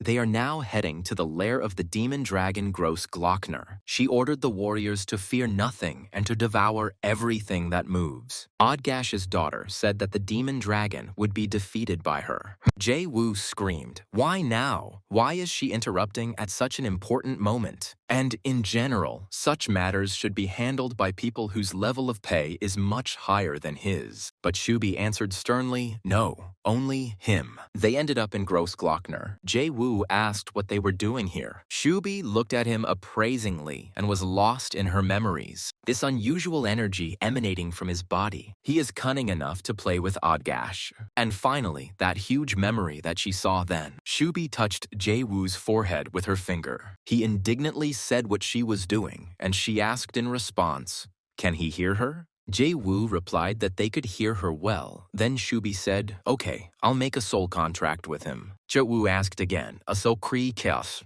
Noan or fwasawas and alstri kintran mahegobwa." Shubi explained that this means giving up their souls as collateral to keep each other's secrets, so they asked to confirm the oath, dangerous creature. Jae-woo asked, "A dangerous creature, she plans to ask the Dark Lord to be a witness." Shubi remained silent, but Jae-woo thought that, judging by her expression, he was right. When it happened with Margaret, he survived because he had the angel heart. But what should he do this time? He asked what if he refused. Shubi smiled and said, "Refusal." There was a violent flash nearby and a powerful explosion. Jae-woo asked why she didn't use words. He said that it was fine, but then he put forward a condition. Shubi said she understood Jae-woo was indignant. Why did she agree so easily? He added that he liked straightforward people and the dragon's promise was the most reliable thing in the world. He can't wait for her to fulfill it. Shubi stated that he would first like to express his gratitude to him. And then she got down to business and said, "So let's begin." Huge streams of darkness fell upon them. Jae-woo's consciousness seemed to fly away. Shubi barked, "Yakusin no kendikuiti ar. Higda, focus, keep your mind clear. Where they're going is closer to the afterlife than here." Jae-woo thought this was a completely different level than when it happened with Margarita. Suddenly he found himself in empty space. He said there was nothing here. Shubi screamed in alarm, "Valor." Jae-woo mockingly asked what was wrong with her. That expression didn't suit her, and he suggested continuing. Shubi began to speak, "Oh, a being darker than the darkness itself, deeper than the abyss itself. A small and insignificant creature humbly requests an audience. Azorquas, darfetiels seconsior, achin asin duri eliseng. Hafongfriend do a bidding mode." Jae-woo asked if that was all. Shubi replied that she was coming. A huge bubble suddenly swelled in front of them, from which a lady in a monocle appeared. The lady looked at them appraisingly, and then she said, "Dragon and man." Shubi started to speak, but the lady interrupted her and asked, "They came to make a contract, right?" Shubi asked where she was from, but she replied that, of course she knew. Because it is an abyss, it is impossible to hide anything from her, including the fact that they intend to use knowledge of the gospel of the 7 demons as leverage. Jae-woo stated that this would help the matter move forward faster. Let him give them what they ask for as quickly as possible. The lady looked at him with interest. Shubi hissed at Jae-woo. "What is he doing? This is the great mistress of darkness." He asked her to wait a second. The mistress of darkness said, "An interesting person, very good. She will make a contract and give a small gift." The demonic dragon sighed with relief. The mistress of darkness continued. However, he is now unable to withstand 3 blessings. Jae-woo thought, 3, he must have the blessing of only the one who is hidden in the grave. The mistress said, "He really doesn't know yet." Jae-woo was indignant and demanded not to read his thoughts. She promised that he would find out everything soon. Jae-woo and the demon dragon were sent away. The voice of the mistress was heard, "See you soon." She hoped that when they met again, his vessel would be much stronger. Jae-woo received a message. His stamina had increased significantly. The amount of dark energy had increased significantly. Jae-woo thought, he remembered the Dark Mistress's last words about him having to become stronger. Shubi called him an idiot and said that if the Great Mistress of Darkness noticed him, death would be the least of his problems. Suddenly, Odgash's daughter appeared and dealt a powerful blow. She shouted to the demon dragon that she was here. Jae-woo asked in confusion who the woman was, and Shubi replied that she had no idea. Margarita Vontas shouted for the demon dragon to come down here right now. They will fight. Odgash's daughter said that she had come to avenge her father, who resembled a pig. Jae-woo told Shubi to fight her, but Shubi stated that the gift of the Great Mistress of Mothers in itself causes fatal damage. It is enough to simply accept it. Can't he see this body? It's all covered in wounds? Jae-woo said that he was also exhausted. Now he was barely able to summon any of the undead. A message came in that due to a surge of dark energy, he could turn a high-level dark-type creature into an undead. Jae-woo thought that this meant he could turn a high-ranking creature into an undead creature, and he had an idea. New messages have appeared. The target is a higher-level life form. Its summoning can endanger the player's life. Jae-woo thought that right now, the only support he was getting was from the one who lurks in the grave. Until now, he had not learned anything about other support, but he had received blessings from 3 transcendental beings. But it means nothing to him.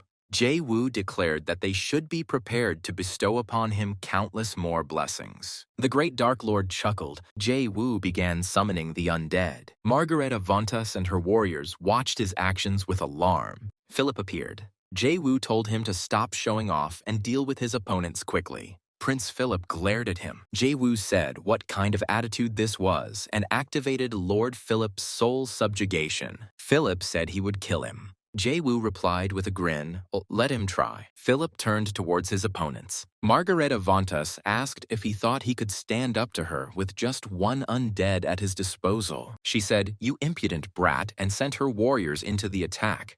Lord Philip used the first form of Moonshadow sword art, continuous moon slashes. The army of Odgash's daughter was defeated. Philip said contemptuously, "Scum." Margarita Vontas was furious. She screamed, "How dare he?" and attacked him. Philip calmly dodged all her blows. Odgash's daughter said that he was running around like a little rat and launched a desperate attack. Lord Philip activated the Moonshadow sword art, sickle slash. Margareta Vontas received a powerful blow and was thrown back. Philip said that she was just an insect who knew only brute force, and he punched me in the face again. Shubi watched their fight with interest. She asked Jae-woo in surprise, "So this is the same Prince Elector whom he killed? It seems the cruelty of the undead suits him better." Margarita Vontas lay prostrate on the ground. Her servant rushed to her and asked if she was okay. He stated that the undead were too strong and they had to flee. But Odgash's daughter stubbornly said, "No, this bastard killed all her subordinates. They were those whom her stubborn father left behind." The prince swung his sword at her again. Margarita Vontas said she must surpass her father. Philip threw a punch, but it was blocked. A warrior in powerful armor stepped forward and covered his mistress. He stated that she should back off. There are only 3 of them left in the whole army. Another servant grabbed the mistress and tried to take her away. He called the warrior in heavy armor Zaguro and said that he must survive and return. Philip said, "Not bad, ridiculous creature." He addressed the fighter in heavy, closed armor. Jae-woo shouted, "That's enough. Let's stop here," and ordered Philip to spare them. The warrior in heavy armor looked at him in surprise. Then the 3 of them retreated. Shubi asked Jae-woo why he let them go. He replied that he does not kill unless necessary. Besides, they may be useful. A group of hooded men attacked a lone girl.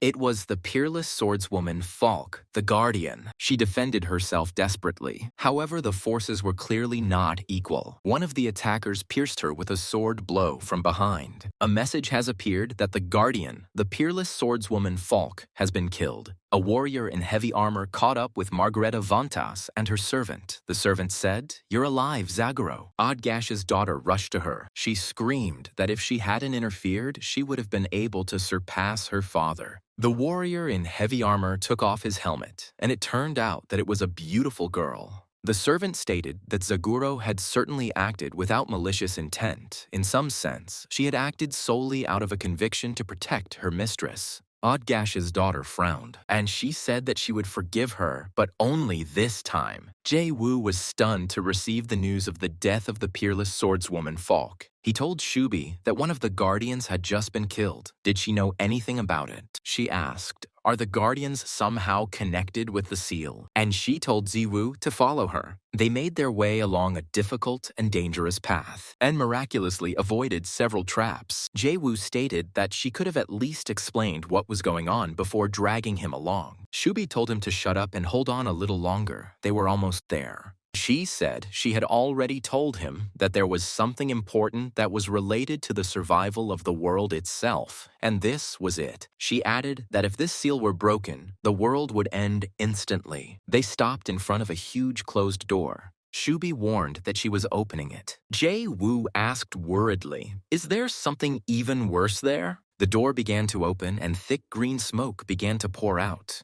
Jae-woo thought it looked like poison gas. He received a message that the player's soul was protected. Behind the door was a chest wrapped in chains. The door closed again, and they collapsed exhausted in front of it. Shubi asked if he realized that this was a fragment of the body of the Supreme Lord of Darkness, known as the Beating Death. The seal has been weakening for the last 6 months. Jae-woo thought that this suspiciously coincided with the time of Philip's death. Apparently, the message he saw back then about increasing the game's difficulty was because of this. Shubi said that when he said that the Guardian was killed, the seal weakened even more. There was definitely someone behind all of this. She also asked how he was able to summon the Guardian as an undead being. Jae-woo replied that when he found him, he had already been killed by those creatures. He only took the body. Shubi said that since the Abyss acknowledged him, she trusted him too. Either way, they have to stop this. If the Beating Death rises, the world will end. Jae-woo said he understood perfectly well what she was trying to say. He just needed to keep this thing under control. He thought, the sealed fragment of the Supreme Lord of Darkness, the Beating Death, secret forces trying to break the seal, and the Guardians who protect her. He begins to see the hidden structure of this game. So could this be the true ending? Jae-woo told Shubi that he would leave Philip here just in case. He might still need him, so he shouldn't kill him. He added that he had only recently become a knight and that dealing with everything alone was too much. Shubi said that he shouldn't worry. She had an ace up her sleeve. The demonic dragon delivered him back to the Walpurgis estate. She said that he would get there on his own and let him go. Jae-woo said a warm goodbye to her. He greedily said that now all her gold coins would be his. The first thing he saw upon returning was Maximilian looking at some advertisements. It turned out that they had written on them that Valorstead Valor was wanted. Maximilian looked at him gloomily. Jae-woo asked, so it was Walpurgis who thought he was missing and put up those posters. Maximilian replied that yes, and added that he didn't understand why she did it. She could have left everything as is. Then Walpurgis ran up and hugged him. Maximilian indignantly shouted at her to get away from him. What were they doing in public? But then Margaret came up and told him to get lost and not bother the children. She congratulated him on his return and said that he even managed to get along with the dragon, which was impressive. Jae-woo replied that Marie was still closer to him, and she sheepishly noted that he had become skilled in compliments. Then Angela appeared, shouting loudly, "Margaret!" She said how the abbess could just drop everything and disappear. Despite Margaret's indignant cries, Angela grabbed her and carried her away. Jae-woo and Maximilian watched them go silently. When Jae-woo and Walpurgis were alone in her room, she asked, "He says he needs territory." He replied that yes, he wanted to lay a solid foundation for future affairs. Walpurgis noted that his position is already quite strong, and he truly believes that this is necessary. Jae-woo replied that there was no time to waste. They had to lay the foundation now. The forces that Shubi spoke of are likely the followers of the Beating Death. All of them, without exception, are high-ranking demon lords, so he needs strength that can match them. Jae-woo apologized to Walpurgis for hiding his true intentions. Walpurgis said she understood his intentions, but the territory he had received, Marie had turned into a complete wasteland. Her uncle has put a bounty on the body of the family patriarch, so the search is currently in full swing. Suddenly, Jae-woo's ring gave a signal. Walpurgis said the call seemed urgent and he might answer. He was contacted by Piffenheim, who reported that they had found Rebes Chaltz, but were still tracking Count Tilly. Jae-woo praised him for a job well done and ordered him to continue the search. At this point, Rebes Chaltz intervened in the conversation, stating that he seemed to have quickly risen up the career ladder, and Jae-woo asked how he was doing. He said that everything was great since the city became free. There were so many talented people everywhere. Jae-woo said that he was apparently recruiting new allies. Rebs replied that things were going better with that now. Here, Jae-woo overheard a conversation between two passers-by who were saying that because of these orcs, life had become completely impossible. They all lined up in a long front across the river. Being a free city without taxes is cool, but in times like these, maybe it would be better with nobles. At least they would have stationed troops to protect their lands. What should they do but leave? The second passerby suggested waiting for now. Jae-woo asked if the city was peaceful now. Reeves replied that not quite. The army of Pessimate orcs was scattered all along the river. They starve them to death so that no one gets out alive. This is not at all like orcs. Ji-woo thought that after the crushing defeat, the orcs had a new commander-in-chief. Calion was a true soldier, but there's no law that says the next commander has to be a noble bastard too. Ju-woo thought mockingly that starving people was not the best idea. Walpurgis looked at him carefully, and suddenly she said that he looked happy. A grand ball was taking place in the palace. The commander-in-chief of the orc army, Gugushrak, was present. One of the courtiers stated that he felt that after the fall of war chief Calion, Lord Gugushrak would become their next leader. He added that he had heard how he had, this time, invested the taxes collected from the free city into the young orcs. Gugushrak replied that it was true. These children would grow up and become the future of their people. This made him feel proud and satisfied. Suddenly, a warrior ran into the hall with a scream. He showed a poster and said that such posters were hung in all the villages across the river. Gugushrak asked what all the fuss was about, but after he read what was written there, his eyes became bloodshot, and he tore the poster to pieces in a rage. He ordered an immediate investigation into what was happening across the river. The inhabitants of the free city of Wittenbayr gathered in the square. A young man spoke at the event and said that they understood the fear that the respectable citizens of Wittenbayern were experiencing, because beyond the Rhine River, monsters await, encroaching on their safety and peace. He pointed to two people and said that they were the ones who, thinking only of their own gain, had colluded with the monsters. These are the same people who now make up the council of this city. Does that make any sense? The crowd roared that the traitors must be punished immediately. Traitors must die. The young man declared that now was the time for them all to become one. To survive against these greedy orcs, they must stand firm and united. The crowd responded to his speech with cheers. Suddenly, orcs came running into the square and shouted indignantly, asking what kind of nonsense this man was talking about. They were simply following the correct logic of force. How dare he mock the orcs with this pathetic leaflet? Commander-in-Chief Lord Gugushrak will never forgive this. But the city's inhabitants looked angrily at the orcs, and they attacked them with clubs. The young man watched what was happening with satisfaction. It was Jae-woo. He was the one who distributed the leaflets that said that the orcs would use the human race for their own aggrandizement. The man spoke in the Imperial Hall. He said that he expressed his condolences in connection with the tragedy of Wittenbayr. The ignorant people who mobbed two valiant orc warriors should know shame. It was Elector Saxon. Soon, a leaflet with the text of his speech appeared in Wittenbayr. It also said that in this way, the empire was covering its tracks. There were cries of "Long live Sir Valor." The residents of the town of Wittenbayr greeted him with shouts of approval. Walpurgis said that he was welcomed and that he should say a few words. Jae-woo thought about how he had come a long way from being a commoner to where he was now. Having come so far and walked so far, he finally reached this position. And even if he used the power of incitement, the only thing that matters is that he climbed to this peak. From now on, everything is just beginning. He greeted the residents of Wittenbayr, and he shouted loudly, "Full vor and regresses."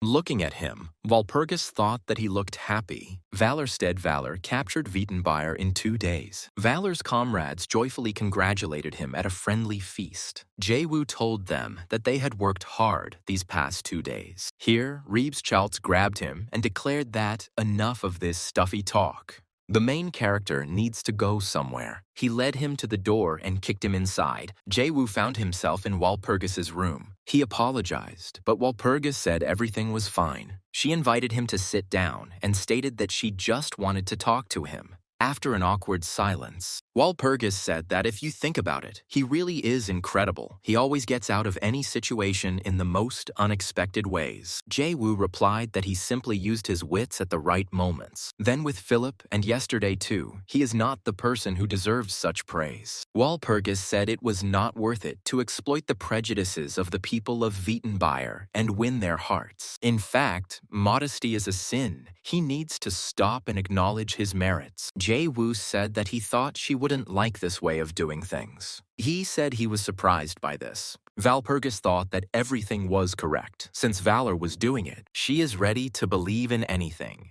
Then she asked him if he would call her by name. Jae-woo thought with embarrassment that all this time he had been calling her Walpurgis, and he said, Chartier. She blushed and said that she was not used to being called that by anyone other than family members. Jae-woo stated that he would then call her Walpurgis, but she said Chartier would be fine. Suddenly, someone's voice said sharply, Enough! They came to their senses and saw a disgruntled girl sitting next to them. Jae-woo asked in surprise, Calion. Caliona indignantly asked why she had not been invited on such a festive day. It was too cruel of him. Jae-woo responded by asking how he even got here. There was the sound of footsteps, and someone's voice said that it was she who had brought her. A hooded figure appeared and said that Caliona, having heard that they were going to visit him, had begun dressing at dawn. Jae-woo looked at her intently and asked in surprise, You? Pisamut military camp. Pisamut saw the bodies of the dead soldiers and indignantly asked what the hell was going on here. The assistant ran up to him and said that things were bad. He explained the situation in a whisper. Pasamut asked again, stunned, What? He burst into the tent and screamed, Crazy old hag, how dare she eat his subordinates? The woman sitting in the tent apologized and said that her children were currently in a growth phase, so he himself should understand. She looked at Pasamut and said, Well, hello, partner. It was Amyunda, queen of the water demons. Jae-woo asked the hooded figure when she had arrived, and he added questioningly, Roland. It was indeed Roland, the demon lord of Rose. She asked Jae-woo. He knows that Pasamut is receiving support. If it were just him, they could manage somehow, but with the great lord behind him, that was a problem. Roland said an idea occurred to her. He, Valor, is like a comet that suddenly appeared. Demonic dragon Gross Glockner. Abbus Margaretha, Erbaititane Squarkinkor, and Elector Maximilian, around him, Valora, is concentrated truly enormous strength and power. Jae-woo said that he felt like he was becoming Philip's replacement, while Purgis asked if there seemed to be something else he wanted. Money? Power? If neither one nor the other. Jae-woo quickly said that that wasn't what he meant at all, but something more businesslike. Caliona and Valpurgis asked again, Business. Jae-woo stated that he needed construction technology and asked for support with construction technology. Roland asked in surprise, and that's all he needed. He replied that yes, but he needed them elsewhere, not here. The demonic dragon sneezed loudly. Philip asked if dragons could catch a cold, and Shubi replied that such a thing doesn't happen. Jae-woo told Rabis Chaltz that it was exciting thanks to him. He added that he needed to ask him about something. Jae-woo showed Reeves a huge mountain of gold. He asked in shock what this was. Had he really raided the Imperial Palace or something like that? Jae-woo said that this was not the Imperial Palace, but a much more dangerous place. The Rebbe asked if he would just give it to him. Jae-woo replied that of course not, but he was asking him to help with recruitment. He added that, given his brazenness and lack of shame, under his pressure, even ordinary citizens will gladly sign up. Rebes said that this was exactly his area of expertise and he could leave it to him. Piffenheim appeared and reported that he had found the location of General Tilly. It seems he is now in Breitenegg, but he is having trouble with the local count there. Jae-woo thought that it probably had something to do with him trying to be on his own and not belong to anyone. Walpurgis came up and said that if they were talking about Count Breitenegg, then she knew him a little. This man has business with them too, and even came to his knighting ceremony. After some thought, Jae-woo declared that this was ideal and they should go. He told Walpurgis that he was moving out. She tried to stop him, but he had already disappeared along with Piffenheim. Walpurgis said with disappointment that she thought they could spend some time alone. Count Breitenegg lay in bed in his room. He had a terrible nightmare. He presented His Highness with generous gifts as a sign of his sincerity, and His Highness declared that it was truly impressive to have achieved such incredible merits. But suddenly, someone's figure appeared in the hall. It was Vallerstedt Valor, who said he had rescued Valpurgis from the clutches of Ritter. The delighted Maximilian declared that he would immediately appoint him a knight and raise him to be the next elector. As expected, Vallerstedt Valor is the best. The count screamed loudly, "No," and woke up in a cold sweat. He whispered, "This rat will kill him." A wooden stick was pointed at Jae-woo, and someone's voice said that it would kill him. The crutch was held in the hands of an elderly woman who said that old man Tilly belonged to her. Jae-woo asked if they were exactly in that place. Piffenheim replied that they were right here. Suddenly, a little boy approached them and asked if they had come to see Tilly's grandfather. He told them to follow him and said that he would show them everything. Jae-woo and Piffenheim looked at him thoughtfully. The boy led them to the place and shouted to Tilly's grandfather that they had come to see him. Jae-woo greeted him and tried to introduce himself, but the old man with the fishing rod asked, so he was Vallerstedt Valor. Jae-woo replied that it was true, and the reason he came was that the old man told him to be quiet. He made a hook, and a huge fish appeared from the water. Looking at the frightened Jae-woo, the old man said that for someone so famous, he was quite timid. The old man told him to look carefully, and with a deft movement, he pulled the huge fish onto the shore. He announced that they would have fish as a side dish today. Jae-woo thought that this man was a true legend. Count Johann von Tilly. Jae-woo decided that he would make him his own, no matter what it took. A legendary great commander who led huge armies, he is the one who won countless battles in the past. However, at some point he began to reject any offers that came his way, and the legend disappeared from the pages of history. Even now, the reason for his disappearance is still a mystery. At dinner, Jae-woo told the general that his grandson was very energetic. Then he tried to continue the conversation, but Count Tilly stood up and declared that he had to go. Piffenheim noticed that he didn't seem to have the slightest desire to listen. Suddenly, his grandson asked. They also came to appease Grandpa Tilly. Jae-woo asked if he knew anything by any chance. The boy grinned slyly and extended his hand. He stated that nothing in this world comes for free. Seeing Valor and Piffenheim again, the general's wife sternly asked why they were here again. The boy said that these guys looked pretty cute and asked her to tell them about their grandfather. She asked if they could keep secrets. One day, Count Tilly and his wife were riding along the shore of the lake. His wife said what a beautiful lake, and Tilly said that this land was protected by their ancestors. He said that when he retires, he plans to spend the rest of his life here. The woman said she understood him. It was a good dream.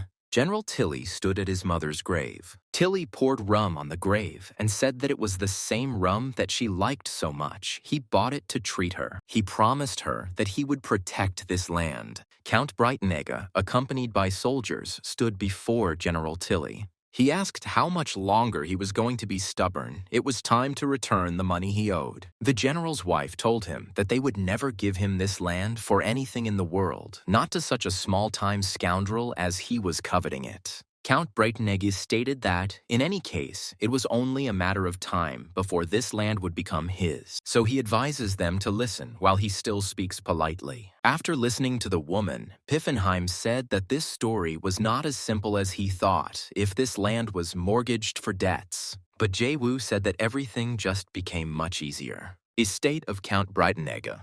The count was annoyed that because of that bastard Valor, the elector did not pay any attention to him. Then an idea came to his mind, and a smile lit up his face. He needs to quickly get that land and present it to His Highness. A servant ran into the room and shouted that there was bad news. Someone had suddenly burst in here. The count became furious when he recognized the intruder. It was Vallerstedt Valor. He called the count a mama's boy and asked how he could be so slow-witted. Jae-woo confidentially told him that he was not doing all this just for his own success and activated the imperial agitation skill. He said that if they became friends, His Highness's attitude towards him would completely change. The maid decided that she needed to tell everyone outside what was going on here, but her way was blocked by Piffenheim, who told her to remain silent. Meanwhile, Jae-woo convinced the count that this was his chance. They were best friends, and he was also close with His Highness. He asked Piffenheim what this meant. He replied that this meant that the count and His Highness were in a close, unbreakable relationship. The count tried to timidly object, but the earth Jae-woo made a fierce face and declared that they were best friends. But if a friend raises his hand against General Tilly, he will have no choice but to sever all ties with him. General Tilly looked at them grimly. He muttered that he had asked her to keep it a secret. Then he asked again. That is, he wants to say that the Count will just give up the land that he had been eyeing for years. Jae-woo replied that yes, they were best friends, and told the Count to say something, who confirmed that everything was correct. In exchange for friendship with Sir Valor, he decided to give up this land. Tilly said thoughtfully, friendship. Jae-woo told Brighton Egg that's right, they were friends, so he would put in a good word for him with His Highness. The grandson approached General Tilly and wished him a good journey. His wife told him to come back safe and sound, adding that his body was probably itching to get some exercise. General Tilly told Valor that he accepted his request. Jae-woo received a message that Count Brightenegg had been added to his friends list, and also that he recruited Count Johann von Tilly. A group of rather interesting individuals gathered around the table. The young man asked. She said that his name was Valor, right? The lady he addressed replied that it was interesting, but the idea was too superficial. Another lady remarked that after all, he was someone who had overcome countless difficulties with the help of such tricks, so perhaps he was worth trusting. A stern voice said, "Everyone be quiet." Aquila, who was sitting at the head of the table, said, "Let's begin. Deiti sofricentiatus. Ura dogresam facias." She greeted those present and explained that they had gathered there simply to have a quick discussion about what would happen next. The young man said that he would begin then. He asked Lady Aquila if she was sure that the man she had brought, Valorstead Valor, would live up to expectations. He had already removed one seal. Aquila replied that so far everything was going as expected. In any case, they were prepared for the loss of one or two guardians of humanity. She added that everything was fine. After all, they were. Suddenly, there was a bright light and someone's voice said, "Interesting." Then a sexy woman appeared. It was the Mistress of Darkness. She said, "Just think she's just sitting and watching." Now she too became curious. What kind of small fry is this that she called here? Jae-woo and Rebus Chaltz were riding on horseback. Reeves remarked that Valor was truly amazing. He became an aristocrat only recently, but already owns his own territory. Jae-woo stated that this was just the beginning. Now that he was here, they had to push even harder, and he asked if the army was ready. Rebus told him not to worry. The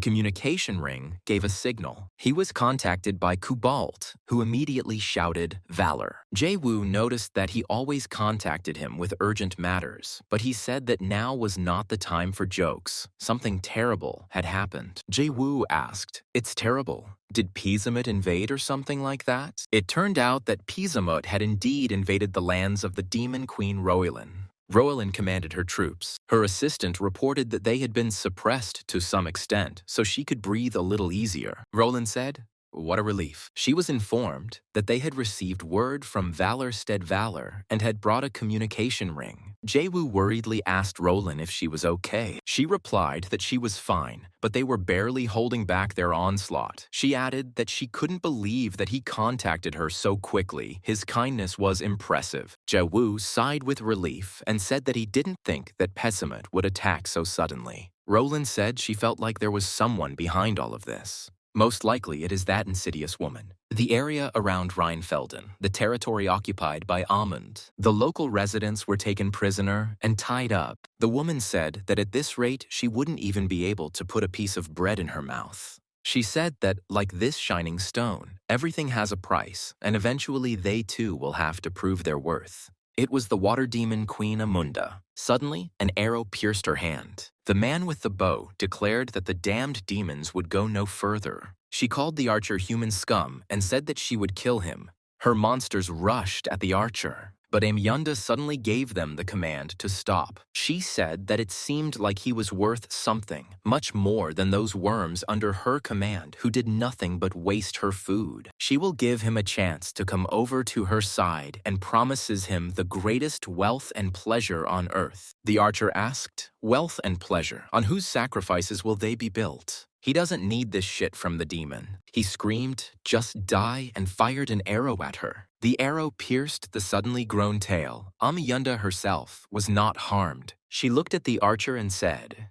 "What a fool he is." Amyunda asked if that was all he could do. Jae-woo slammed his fist on the table in anger. He said, "Who would have thought that a Mundi would appear right now?" Rebes Chaltz asked who she was. Jae-woo replied that Amyunda was the water demon queen, and that of all the demon kings he knew, she was the most treacherous. With terrifying reproductive power, overwhelming enemies with numbers, and a masterful strategist, she is the most troublesome demon king. Suddenly, Piefenheim burst into the room and shouted that everything was bad. There is currently a huge amount of sewage in the upper reaches of the Rhine River. Jae-woo jumped up. The upper reaches of the Rhine, in that case, the source. Piffenheim confirmed that the source is the Walpurga Monastery. The Walpurga sisters held back the onslaught of the demons in close formation. Angela struck left and right. Suddenly, I noticed that their pressure had decreased. She thought, the demons are hesitating. What is happening? Suddenly, someone's voice ordered Angela to retreat. It was the abbess of the Walpurgis Monastery, Lady Margaretha, who arrived. Margareta looked around, and I saw the bodies of the dead nuns. She became furious. The demons rushed at her ferociously. Lady Margaret said, "He who has encroached upon the child of God has angered God himself. This anger will become a storm and bring holiness." She summoned a storm, who swept away the demons that attacked her. Then a fireball appeared in her hand. Margareta said, "And now," Angela whispered, "to turn everything into nothing. Supernova." Amyunda said that the wind was a bit choppy. That's true. Gugashrak replied that it looked like there had been an earthquake nearby. Amyunda congratulated him and said that this place now belonged to him. The commander-in-chief of the orc army thought, so this is what she is like, Amyunda, the empress of the swamps and the queen of water. Now they need to please her in everything. They are obliged to do this if they want their tribe to survive. Amyunda told him that, frankly speaking, she wanted to expand her holdings to the west. But since the Fire Demon King, Jaker, and Elector Trier rule in the west, this was impossible, so now she wants the southwest of the empire. Therefore, in order to get closer to them living here, she entered into an alliance with Pisamut and contributed to their independence. Now, this place belongs to the Orc tribe, and he finds himself in a situation where he doesn't belong anywhere. Gugashrak said that they truly admired her far-sighted wisdom, and henceforth between the relationship between them and the water demons. But then a spear pierced his body. He screamed, "What is this?" Amyunda said that useless things like pride dissipate, and only those who derive real benefit survive. Gugashrak shouted that it was enough to talk nonsense. He commanded the orcs, proud warriors, kill these water demons. However, his entire army of orcs was killed by water demons. Gugashrak could only whisper, "My warriors." Amyunda gave the order to her subordinates. "Eat them all." Margaretha broke her spell. All attackers were destroyed. Angela said sadly, "Mary." Looking at the dead sisters, Margareta said, "My subordinates, how did this happen?" Then came a call from Valor. He asked if she was okay. She replied that she was okay. Margareta said that they were just bait. She intimidated Amunda's subordinates, and it turned out that she was in the southwest of the empire. Jiwoo started to tell her why she needed this, and suddenly fell silent. Margareta said she had thought the same thing. Her target was probably the orc tribe. Jiwoo shouted that someone was interfering with the magic. Margareta managed to answer that it would be soon. The female voice on the line apologized for the interruption just when things were starting to get better. Jae-woo indignantly asked who she was. It was Amyunda, who said that she had wanted to talk to him for a long time.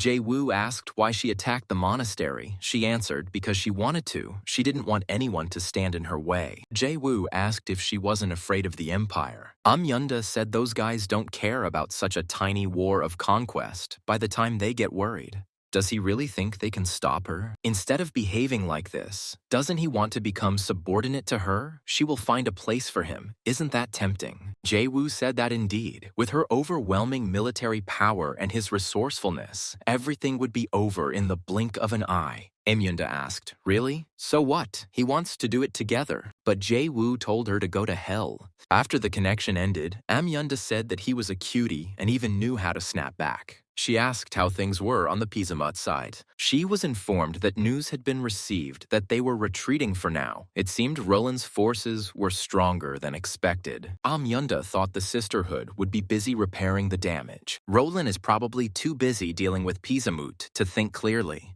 The Emperor is also in no position to worry about someone like them. So, what is he going to do alone? Amyunda addressed the troops.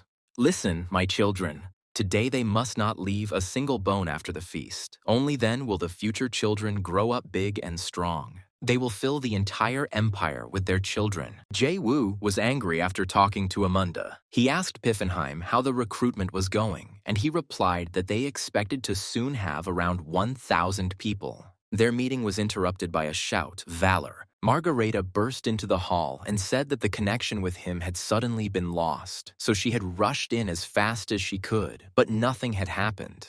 She saw the general and asked if he was Tilly. He replied that they really hadn't seen each other for a long time. She hadn't changed at all. Margareta stated that something else was more important now and asked Valor what had happened. Jae-woo told her about his conversation with Amyunda. Margareta said, that vile woman, she actually took and sealed the water dragon of Lake Boden. She explained that the reason the demons had been unable to run amok all this time was because of the water dragon of Lake Boden. The original role of the water dragon was to control all water demons, including Amyunda. Lately, the pollution of Lake Constance has become so severe that no one could figure out what was happening, but it turned out that it was all because of that woman. Margareta said indignantly that this bastard emperor was just going to sit back and do nothing. Jae-woo replied that he couldn't be distracted by this. The situation in the West must be very tense. This time they would have to decide everything themselves. There was a noise, and he asked Margaret. She had sneaked out again. There was a terrible roar, and an angry Angela burst into the hall. She grabbed Margaret and ran away. Jae-woo said that there must have been serious damage to the monastery, so he wondered how she managed to come.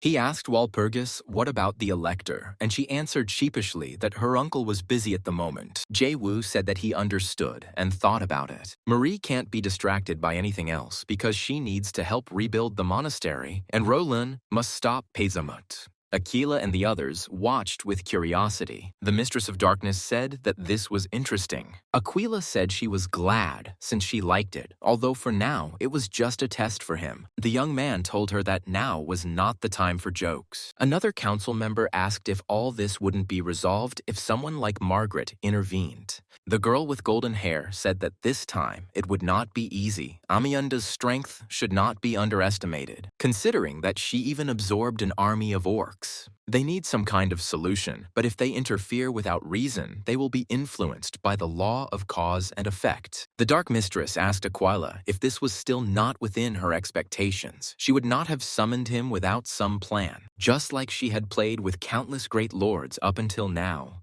Aquila replied that it would be a problem if he couldn't handle just this level of challenge, as there would be more fun to come. She asked the Mistress of Darkness if she wasn't expecting it too, just to see how their Joker would handle it. Jae-woo thought about what had happened and what he should do next. Walpurgis said she would go. Jae-woo said he would contact her later. Rebus Chaltz came and said that Valor looked especially tired today, and he asked what brought him here so suddenly. Reeves said that he came to announce a good thing. They had recruited 1,000 people. Jae-woo replied that 1,000 in a week was unbelievable, but they were still at a disadvantage. The Rebbe asked, then perhaps he wanted him to go and rob the next city, that is, to recruit there too. Jae-woo replied that that wasn't the problem, and then an idea came to him. He ordered Piffenheim to call General Tilly immediately. The Rebbe said that it seemed like he had come up with something brilliant, and he replied that it was all thanks to him. Jae-woo wondered why this hadn't occurred to him before. They just need to expand the playing field and bring in more sides. Jae-woo received a message that a new task had been received, to destroy the Water Demon Queen, Amyundu. When Tilly arrived, Jae-woo said that there was an urgent matter that he wanted to consult with him about. He is considering involving Bastogne, the border region between the Fire Demon King and Elector Trier, in this military action. Tilly replied that the idea was good, but it would not be easy. The lord of that castle was a young genius, famous throughout the continent. Jae-woo stated that he would somehow overcome this obstacle. He was confident in his ability to talk people into things. He thought that if things took a bad turn, he would use the skills Mephistopheles' acting and Empire's agitation. General Tilly said he had a better plan. Jae-woo arrived in Bastogne. A girl met him at the gate and greeted Valor.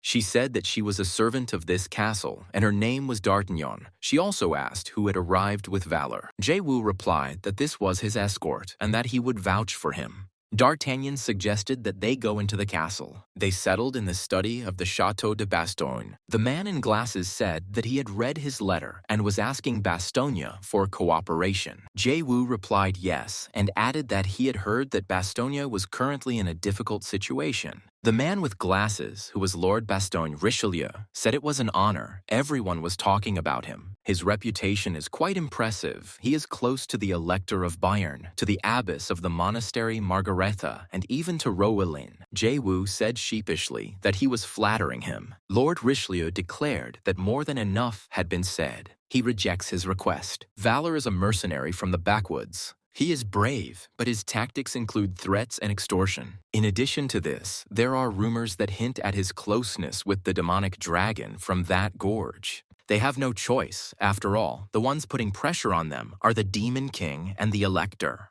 Considering that Valor is from the Boondocks. General Tilly joined the conversation and said that this was an excellent analysis. Young lord of the castle. Richelieu recognized him and asked in surprise, "Is it you?" General Tilly told the lord of the castle that he should have seen his face and added that he had moved to this area some time ago. Richelieu asked if it was true. Tilly replied that, despite his appearance, he inspired much more confidence in his comrades than one might expect. Lord Richelieu said that this was quite unexpected, but Bastogne was like his hometown to him. Tilly said that he was a close friend of Count Anthony, the former lord of this castle, and as his former servant, he should understand the significance of this place. General Tilly asked Richelieu if he knew why he had left the battlefield, and he replied that it was probably because of his hometown. Tilly said that was true, but there was another reason. The world gradually began to treat him as if he was no longer needed. Lord Richelieu indignantly shouted that this could not be. He was a legendary general. His name alone would be heard with joy anywhere on the continent. Tilly said it was only because he thought highly of him. If only the Empire were truly happy to have him, they would not turn their backs on his parents. And yet, when he realized that he was unable to leave his hometown, Valor came to look for him. General Tilly asked Richelieu what he thought about it. He thought about it. He remembered his childhood, how Count Antony taught him, how they walked around the city together. He asked Valor if he could give Bastogne back to him. Jae-woo replied, "I have no idea." D'Artagnan was indignant and called him an idiot. How dare he play the fool at such a moment? Jae-woo replied, "Isn't it obvious? He hasn't met Count Antony. How can he return the lands he ruled to someone he has never even seen? There is only one thing he can promise. He will expel Jacker and the Elector from these lands forever." Lord Richelieu laughed and said that he had lost. He would cooperate as Valor had asked. Here, the servant intervened in the conversation and asked if the lord was sure of this decision. Richelieu asked in surprise, "D'Artagnan," she said, "does he really agree to just give away their castle?" Lord Richelieu turned to Valor and asked if he could ask for one favor. Having received an affirmative answer, he pointed to the girl and asked her to please take her with him. D'Artagnan screamed indignantly, "No way.